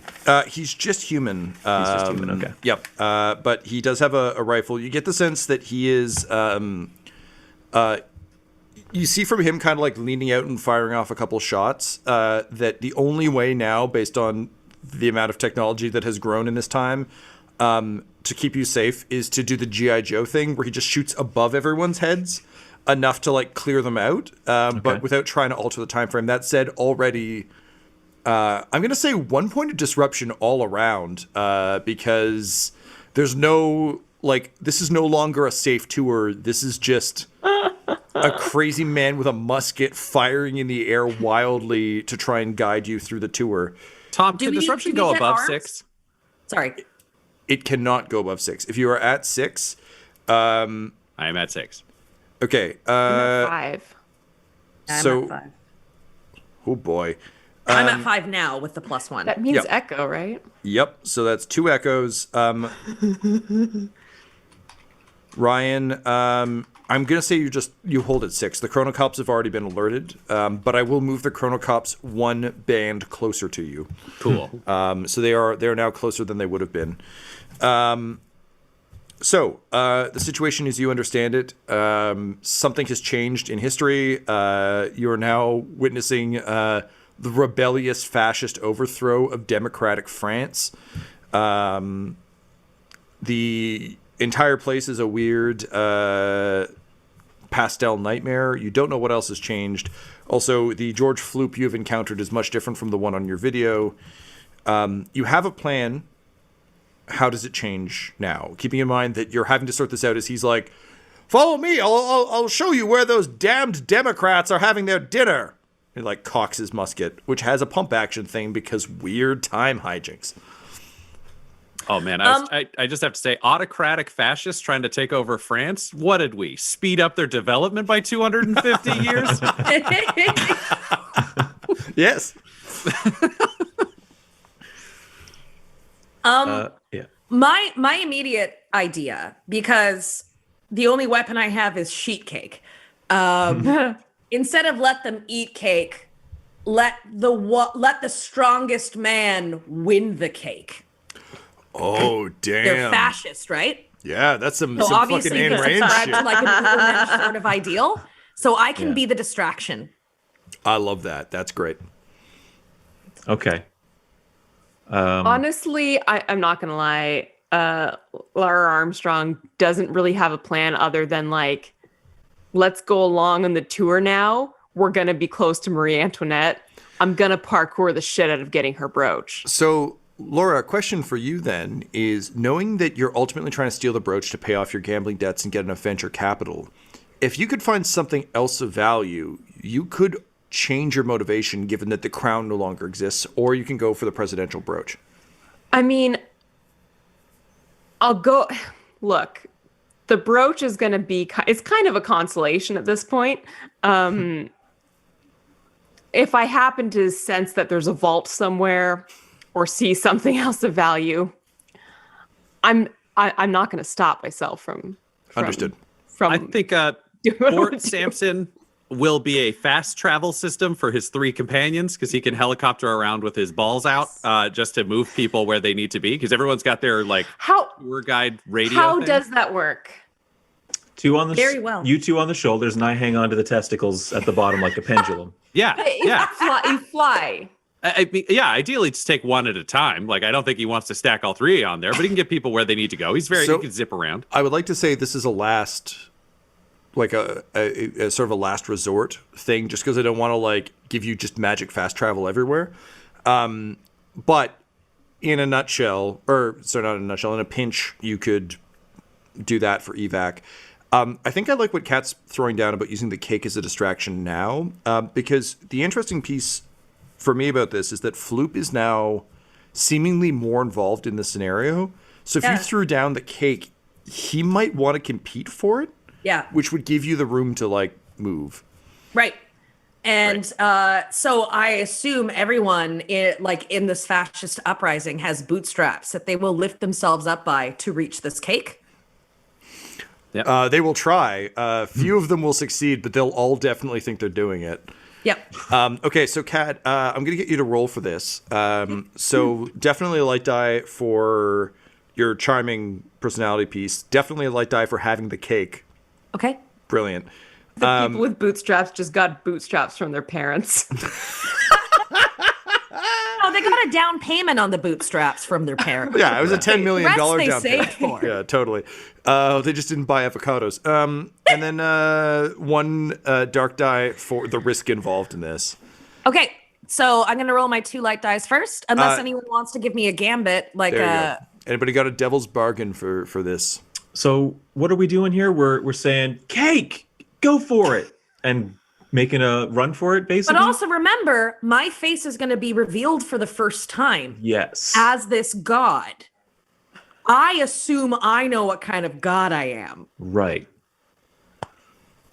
The single biggest thing, one is to distract the fascist rebels. The other is to distract George Floop, so you can run off and do what you need to do. Yeah, Okay. and I think I can do both because he seems like he's part of that group. I've got a devil's bargain. They will fight over the cake because they're fascists and they all want to prove they're the best.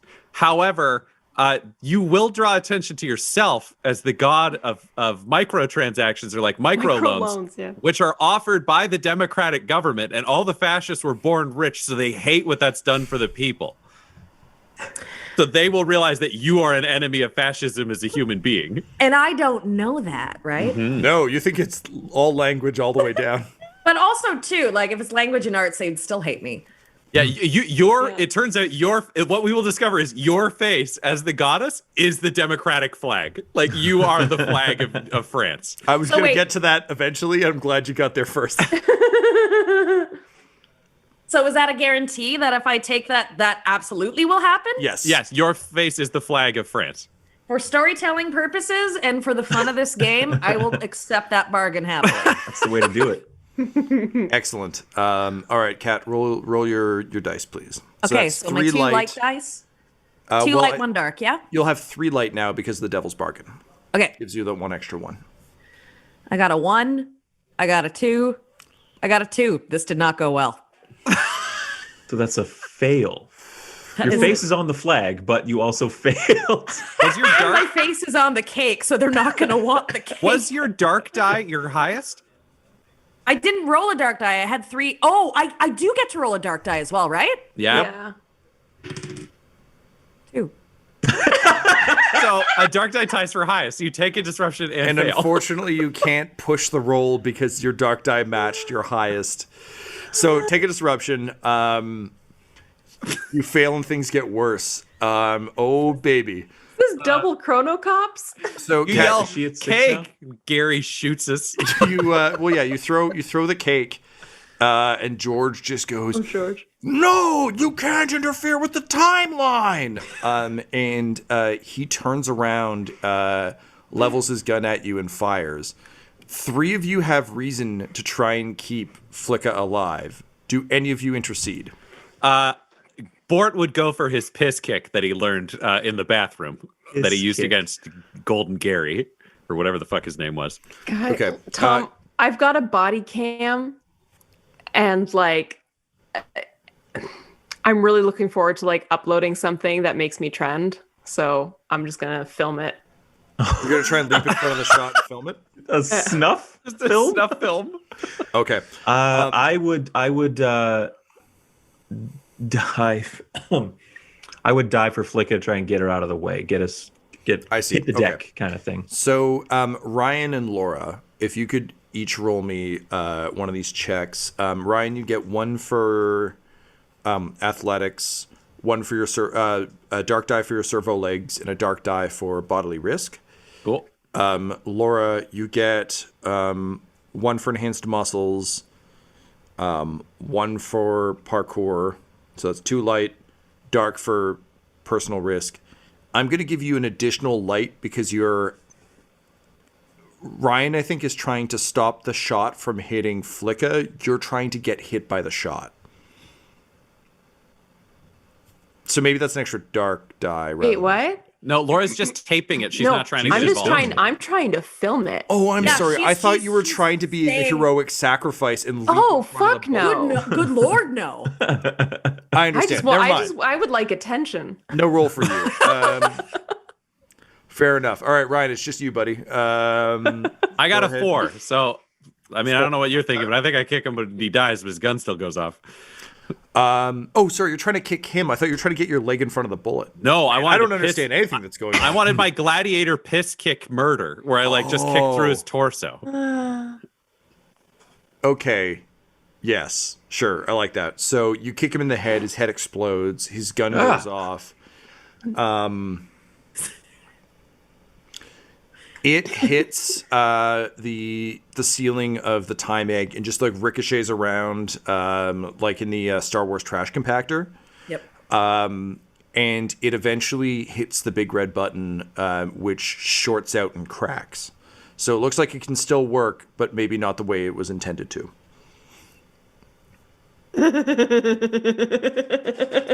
It's a good thing we were all born after this, so we've got an insurance plan, right? Also, if the time cops show up, we can just piss kick them and take their car. That works for me. Let's Oh my god, they're traveling through time. Oh my god. That's the perfect exit strategy. Yeah, so everyone keep an eye out for really attractive lonely people. I always do. How much do you think a Chrono Cop car sells for on the black market? As I'm scrambling up, Johnny has those exact I think we can figures discuss off the this top at a of his later head. date. I think that's maybe like a post-production talk. Great. So with that, you all book it towards where you think Marie Antoinette will be. So you are aiming to get to her during the execution or during the looting? During the execution. Okay. So it's easy enough to find the gallows. They're not gallows. I did this last Laser night too. gallows. Well, no, Yes. it's a laser guillotine on a top fucking platform, which is just a guillotine that has a laser blade. Nice. Future tech. The various democratically elected officials are being brought up towards the laser guillotine. You can see First Lady Marie Antoinette a little ways back.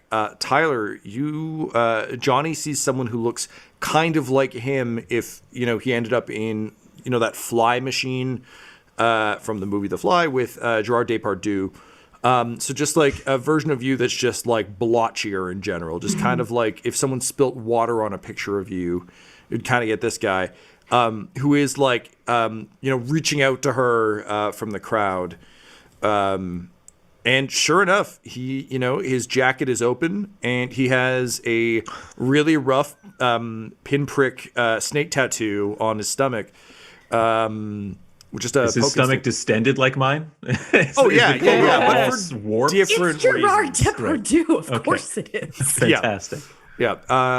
So he's desperately kind of like reaching out to her tragically as she shuffles forward wearing her trademark blue pantsuit that Marie Antoinette is known for. But she's rapidly moving up towards the laser guillotine. Now your plan has changed a little bit. Tyler, you still have your plan in place. Laura, you're actually looking for the time cops now, or the chrono cops rather, so that we avoid trademark issues, not the brooch. Is that correct? I'm looking for anything, Tom. Anything that fucking appears that has value, I will try to swipe it now. Okay. Kat and Ryan, have your plans changed now that you're here? Yeah, absolutely. The cake thing didn't work out. It was brilliant, but I wasn't capable. I think at this point, I am just here, like, A, to capture footage, and B, to survive, which C means I will like help in any way that I can to support like what Johnny Hallelujah is doing and what Bort Sampson is attempting. So I know Bort is like the strong man. Johnny seems to have a plan. So I'm just kind of like keeping my eyes out and seeing what's up. Because I'm not exactly like, I'm a fucking like a PR person. I'm trying to like run a media thing. I'm like, I'm not trained. Like I do like hip hop cardio. Like You do Taibo?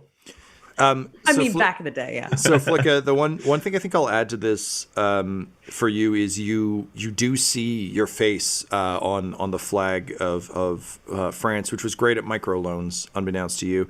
However, you're relieved to see that it is done in the traditional style of your godhead. So it's just a crude, straight-on drawing in the kind of like we don't quite get a papyrus fashion. So what I do to get by is I just turn my head like this. You're like a ghost. It's amazing. It's night and day. People are like, no. Yep.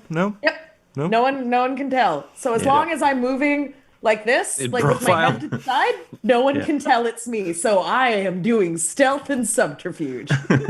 Amazing. Ryan, what has changed for Bort? I think Bort is still there to help.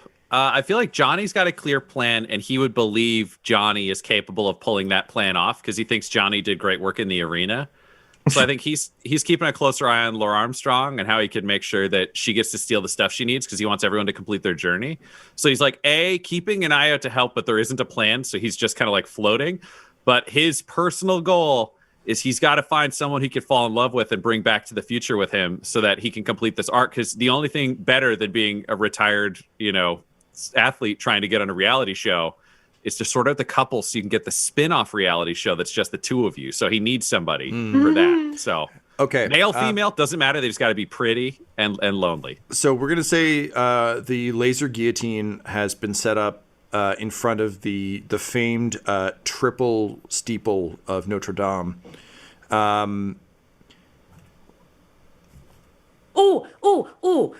Also for me, for my subterfuge, is there anything the fascists are wearing? They are dressed just like the French revolutionaries. They just happen to be supporting a different cause. Okay, and great. they have bootstraps. Okay, I was just wondering if there was something more that I could like put on. But then also like keeping my face to the side, it's because I don't believe both sides deserve balance. Okay, great, cool.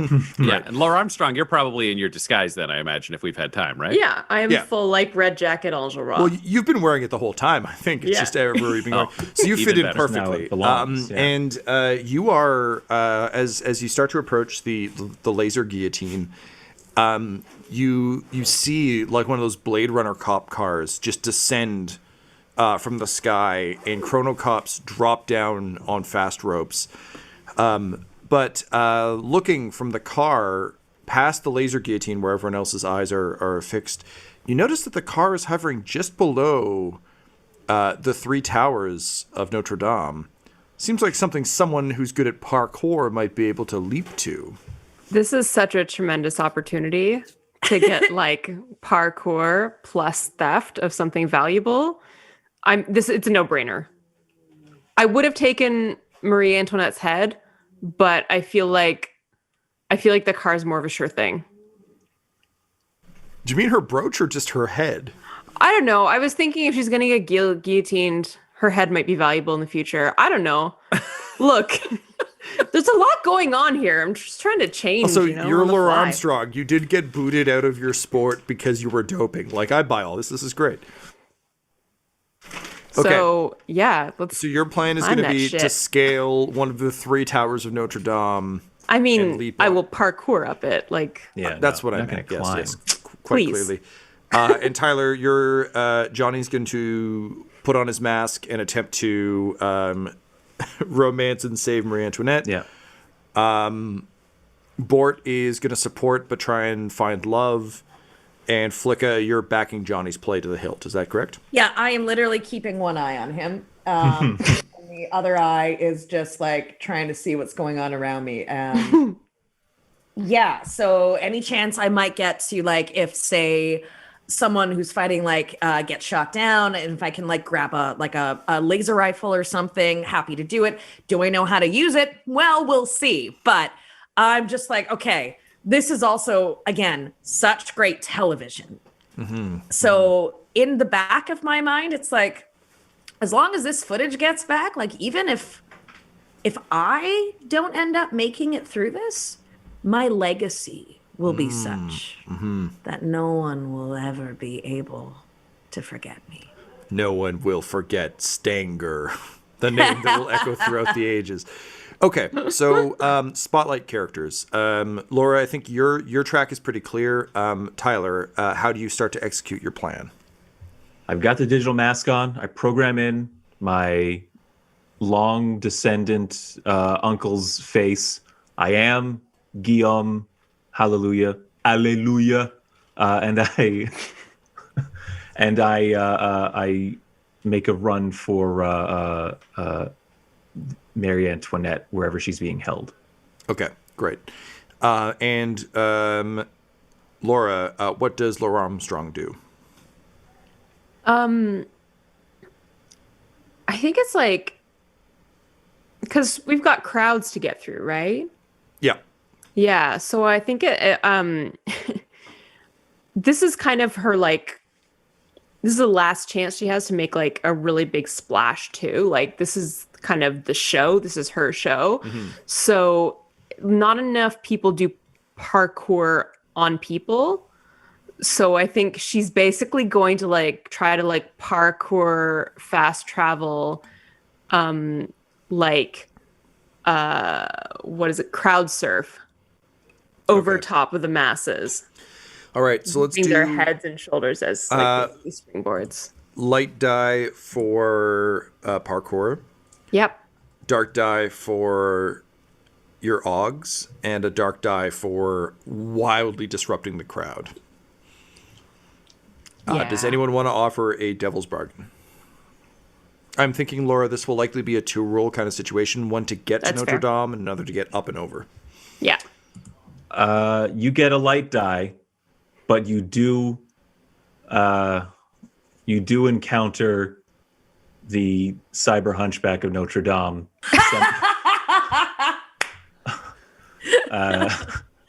Cybermoto. Cybermoto! That's very good. I think I had that phone in the 90s. Another one I'll throw out is you realize it'll be more impressive on tape if you parkour through the chrono cops. If you're successful, you'll be fast enough that they don't come after you because they'll all be looking directly towards the stage where Johnny is going. Ooh. Oh my gosh, to actually like go through them and then take their car. As much as I love, Cybermoto, I feel like that's more narratively satisfying. He was born to loneliness. It'll be fine. He'll talk to some gargoyles voiced by famous people. Or, I don't know, maybe Bort will find him. All right. Man, fuck the rest of this game. That's all I want now. Fuck the future. All right. I'm rolling. That's a 3 on a dark die. Fuck. Take a disruption. I think that's 6 She's for out. you She's now. at 6. I'm at 6 now. Okay. It's 6 now. Yeah. Yeah. I'm going to execute that echo right now. Don't worry about it. All right. So one of the fun things about the 1 to 3 is you can succeed, but things will get worse in some other way. So, Laura Armstrong, you start like just running and you see them and they're silver. Like, it's so clear where they are. No one is paying attention to them. You know how smug you'll feel when you get in the car and drive away. But as you start to leap, you fail because you're so used to relying on your augmented muscles that ultimately, like, it means you succeed most of the time, but sometimes it just really doesn't work for you. So you stiff arm off one of them and just freeze, kind of in like mid-air breakdance with an arm on a shoulder. and the Chronocop just looks up at you. They all turn their rifles, and with just pure force of will and core strength, you manage to roll off just as they open fire. Their shots miss you and blow up GM Alleluia. Do I just fade away? You don't. Do I Marty McFly away? So one of the rules I've set up for this game, based on like fucking MCU time travel and other things, is because you left from the future, I'm going to assume that no matter what happens to your ancestors, you are fine for the entirety of your trip, possibly back into the future, because you're from what is now a branching timeline where none of this happened. That timeline is now dead. It no longer exists, but you are from that. So you don't, but it does kind of interfere with your plan to have him fall in love with Marie Antoinette. I mean, like the revolutionary, like my motivation was to change someone's fortune. And you can't argue that Guillaume being vaporized is not a change for his fortunes. Maybe it's just a big old check mark there. Johnny, did Guillaume already have kids? The board appears beside you because he's got super fast fucking legs when he needs to. No, man. I'm kind of freaking out here. Look, you wanted to find love, right? Yeah. Are you willing to wear this mask for the rest of your life and call yourself Guillaume Alleluia? Oh my God. Uncle Bort? You're my grandson? And I just put the mask on and I hug him. And I'm like, This is what love is. Go save your wife. And I point to Marie Antoinette. take this, fascists! He yells as he just fires up his helicopter legs and goes through them like a sheep of wheat. Okay, buddy, go ahead and roll. If you fail, every Chronocop in France is going to shoot you. Oh, of course. Oh So my that's goodness. one dark die for the robot legs. I'm going to give you a light die for Casanova, Great. because you might have a chance at love. Athletics? That feels like something I might be able to throw in here. Well, okay, we did establish the helicopter leg thing was part of Laser Ball, so sure. Okay. It's a stretch, but sure. I think that's it. Anyone want to offer a devil's bargain? The sheer a light die for you, sir. However, the sheer volume of fascists that you are cutting down renders your propeller legs non-functional after this great effort. After this, I can only walk. You just walk like a regular 22-year-old in the prime of his life athlete. You know what? He just says to himself as he looks at the crowd, he just flashes back to his career and just a bunch of people with like images of like 17-year-old him and commentators being like, he's too fucking old. He's just like, You know what? They always told me after I turned 21 it was time to retire, and I refused. But I thrilled the Emperor, and now I'm going to find love. Maybe it is time for me to grow up and be a man who takes responsibility for his actions. and then he just starts committing a mass murder. As the mass murder occurs, Laura Armstrong, you've reached the edge of Notre Dame, like not elegantly. It feels less like parkour and more like kind of stumbling forward. But you still have a chance to get that cop car. Also, you're pretty sure the time egg is pooched. So if you and your friends want to get back to the future, you got to do something drastic. What do you do? The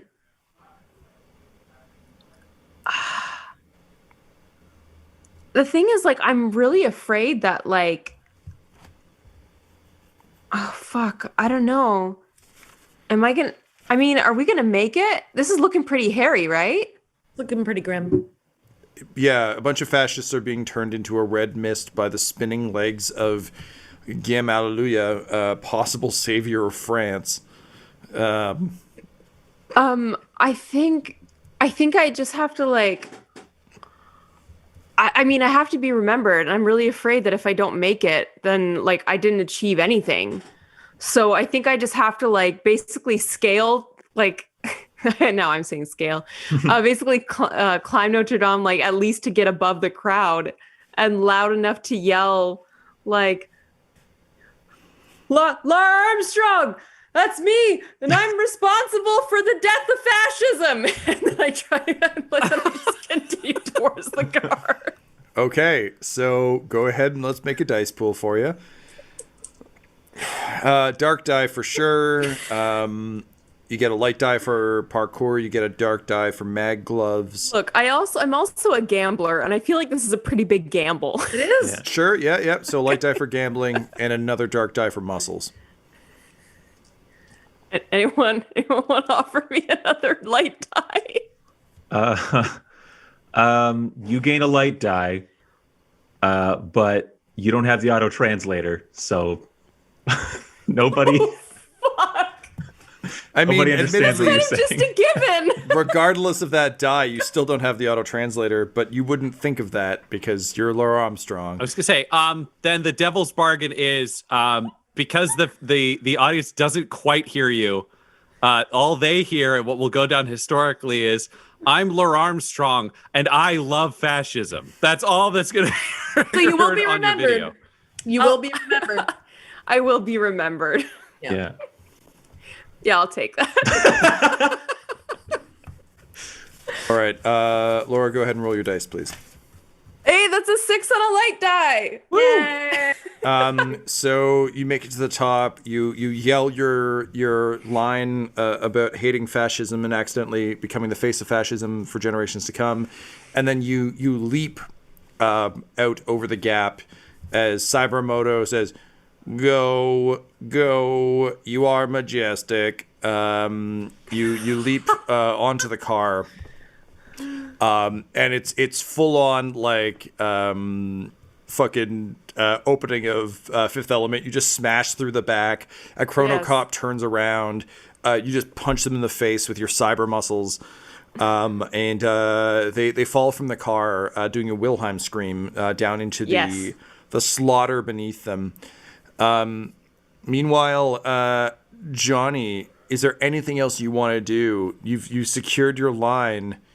Or you just get into the car. Where's Flicka?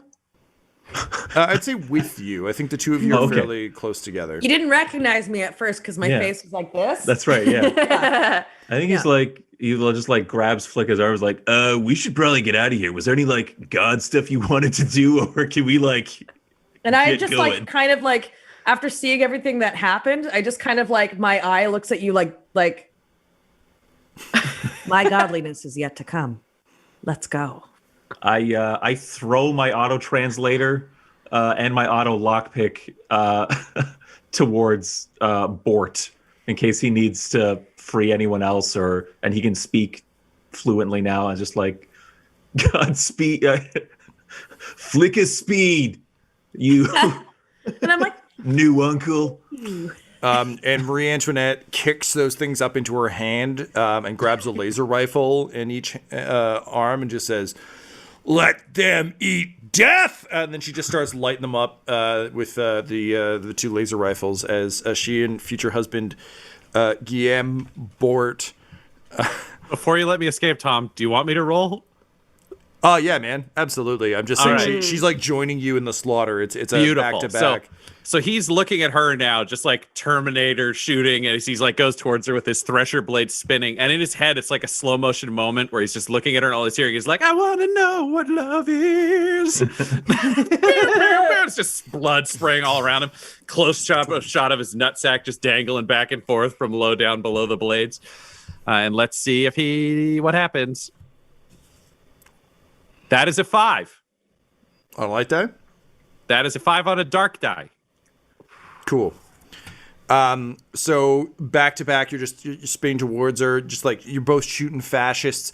She's like doing that thing where like her eyes keep darting down to your dangly bits and up, and like she's trying not to look, but she's also like looking a bunch, and like she's got like a half smile. And as Laura Armstrong, Johnny, and Flicka like pile into the car, you look back and just see Guillaume Bort Sampson just legs flush with fascist blood, lean in to kiss Marie Antoinette, who's like also leaning in while still firing, and the blades slice her head off. At which point the car blinks out of existence, and you just catch a glimpse of 6 chronocops spasming and then just drifting slightly into the air as their bodies derez. And you return to the future. It is much nicer traveling through time in a chronocop car than it was in the Time Egg. It's a much smoother ride. And the car erupts from a tear in time back to the present, and you are greeted by the familiar sight of low-level wooden huts as the chronocop car sort of settles to a stop in a burst of dust, and you see people coming out and kind of giving you strange looks, and being a little bit surprised. Laura Armstrong, Flicka, and Johnny, you emerge from the car, and Johnny, you actually stumble forward and hit the ground because your proportions are drastically different. Your beer gut is gone, as is your tattoo. Your hair is trimmed to a reasonable length, and you find yourself in. You're still wearing your leathers, but kind of your whole body like undulates as this happens. It just does. It's not like I stepped out and it was this. But you catch a glance of yourself in a puddle and you look square as hell. There's no hint of the rock star you once were. Laura Armstrong, looking around at the ground in these small sort of wooden huts, you are shocked to see posters shellacked to some of the walls, saying friendly reminder, remember what sports bring. And there is a weird kind of badly drawn version of you with a cross through it, as well as some notices of local sporting leagues that have been shut down for attempting things like soccer and tennis. Attempted soccer. And given executions as a result. Everyone is not, I mean, like a magical metal card just touched down, but everyone is kind of giving it like, okay, but what else you got for me looks. No one seems particularly plussed by this. Flicka, looking around, this is a drastically different world that you've stumbled into, and given your dream, I think you're suddenly aware that there might not be a Mars to be an oligarch of anymore. Do you think you would try to investigate that, or would you just kind of take it at face value as a nightmare? I mean, I would love to investigate that. Sure. Because yeah, you know, like Flicka cares about one thing, surly. Great. All right, so go ahead and roll me with your charisma. Light or dark? So light die for the charisma. I don't think there needs to be a dark die in this because you're just investigating. There's no risk. Okay. You're just investigating what's going on. And I will give you, I think, one occupationally as well because you're asking about your job.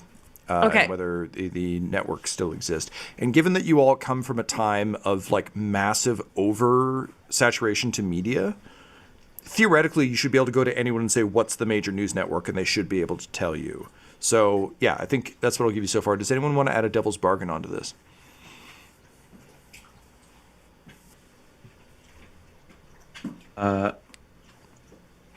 No, I don't. I'll take that I as just want to no. know what happens. Yeah. I think this I was is gonna just say, like or pure, we could be like, like, they answer you, but they recognize you, and just leave whatever that means up to Tom. I can't let you have that devil's bargain because that is going to happen regardless. So Great. go ahead and roll your dice. So two rolls? Okay. I got a 3 and a 5. So you find the nearest kind of meh peasant and A measant, yeah. and you ask, what do you think you would ask to try and clear up whether Mars is still an option for you? What was like the major network, or like what were we referring to Mars as before? Was it just like Mars? Was it just like, was there a name of the project? Yeah, the colony ship Perseverance just landed on Mars. And I say, you there, Mesant. What of Perseverance? What's going on with the colony ship on Mars? Oh, yeah, Mars is a planet we can see with, like, telescopes, but no one's ever landed there. How would we even do that? No one's got the money since the financial collapse. Hey, you look a little bit like the person who's on our money. And he pulls out a ratty dollar bill, and Flicka, you see your full-on badly drawn papyrus face on a shredded dollar that says, "In micro loans we trust." And he's like, "That's really funny. You look very close to that god who betrayed us and kind of like ruined society." That is funny. Right?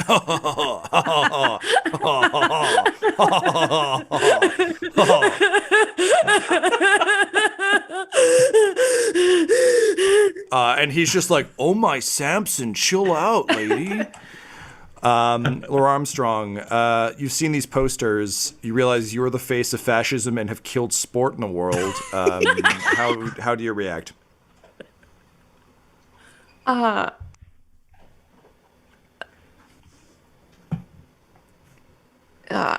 Anyone? I just kind of call. I was like, anyone want to buy this car? That's all I got now. And one of the Mesants comes out, and she's like, our Lord and Tyrant would requisition that on behalf of the global Egyptian tyranny. You can't have that. You can't sell that. Money doesn't exist. What's wrong with you? But you just said you have her face is on. It's on the money. Yeah, on what we use for toilet paper ever since the global collapse caused by all the microloans. And the global collapse is encapsulated in my personal collapse as I just sink against the wall, just laugh weeping against this dollar bill. And Johnny, before we get to your resolution, Bort, I would like you to roll to see what kind of a ruler you were. Find out. What do you want me to roll, Tom? So one for, I think, your cult of personality. Maybe that's it, man. I don't know. One for cult of personality, and second just for having robot legs. They don't do anything, but they seem cool. Oh, well, actually, yeah. We'll say one for everyone remembering that time you killed all the fascists with your robot legs. Yeah, that feels right. I got a 3.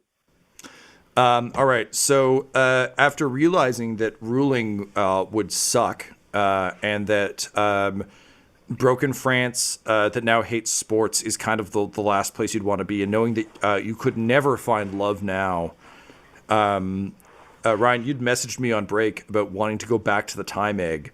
So I think Bort does that. Yeah, I wanted to give you the option because I was like, if he killed Marie Antoinette, he'd be like, I'm fated to wander time alone with legs that don't even fly.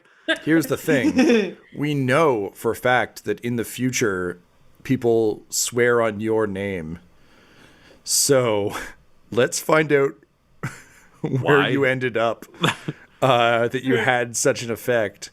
Ryan, can you go ahead and roll me a d6, please, and tell me the result? 4. 4. All right. One moment, please.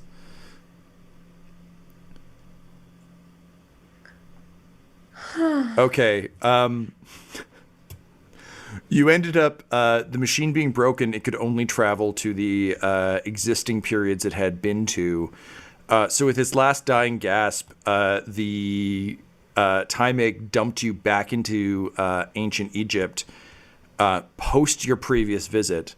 So having gained the power of universal translation and perspective drawing, Phoenegypt was in its infancy when you arrived, to find an aged Ramses desperate for connection, trying to explain how he once met a god. And granted, he'll kind of take credit for their work. But in the aging, dying Ramses, you found the companionship you always wanted. And knowing how hard Flicka worked for it and how bummed she was that he was going to take credit for it, you gradually reintroduced her into the pantheon by name as the god of microloans. You then became the leader of early Phoenegypt and are viewed as the patriarch, rather than Ramses, of that nascent empire. Following your union with Ramses, you married the ruler of Phoenicia and actually brokered the deal and thus ruled for some time. My dying words were, talk about failing upwards. I need you to roll one more time to see... no, actually, I think that's good. I think we're good on that. So with that, you let out a sigh and collapsed backward, and your legs whirred one more time, flopping your aged and horrific nuts around, and just sending the bedding and parts of the bed and one of the attendants who got sliced in half just spraying in every direction, which only served to solidify your place as a god ruler. So Johnny, you find yourself looking very different. What do you do? How do you kind of try and figure out what's happened to you, do you think?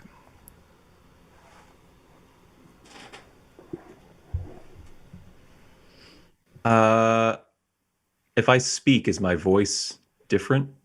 Is it? It is. It sounds like Right. this. Yeah. All right. So I think I think that same measant that informed Flicka that, we're not going to Mars anytime soon, and the global economy is kind of in the tank right now. I'll go up to that same person and say, hello. Say,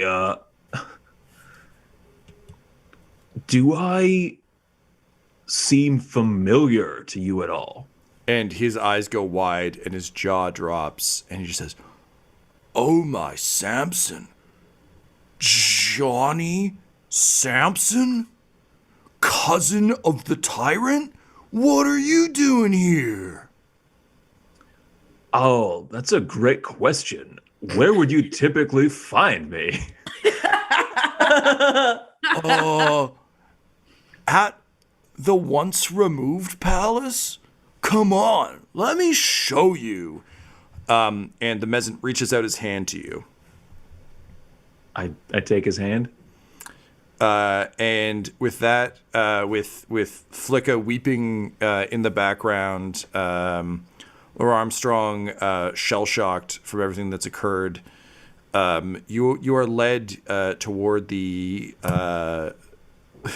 the once removed palace of the Samson God Tyrant.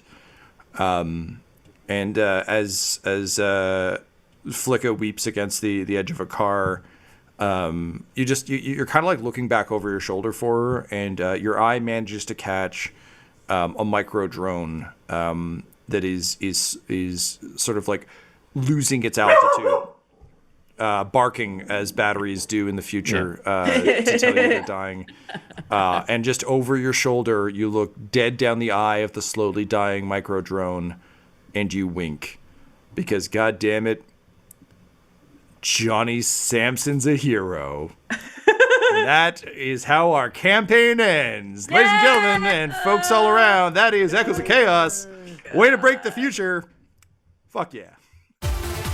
Our Echoes of Chaos adventure features the game's creator and our regular GM, Tom McGee, along with players Ryan LaPlante, Tyler Hewitt, Laura Elizabeth, and Kat Letwin. You can support the game now on Kickstarter or buy it in the future so you can protect your own past with fun. This episode's sound was edited and mixed by Laura Hamstra, and One Shot's logo was created by Decapitated Markers. This show's theme music is Gothic Trip with Thunder Horse by Damiano Baldoni, and our ads use the tracks No Control and Chiefs by Jazzar, Jahzzar, all available at freemusicarchive.org. When it comes to Dum Dums and Dice, you can visit our website at dumdumdice.com, our Twitter and Instagram at dumdumdice, or on Facebook at facebook.com/dumdumdice. But most importantly, we've got merchandise at redbubble.com/people/dumdumdice, or you could join our Patreon at patreon.com/dumdumdice. Thanks for listening. Smash that subscribe button and show your love to One Shots. DJ One Shots out of here.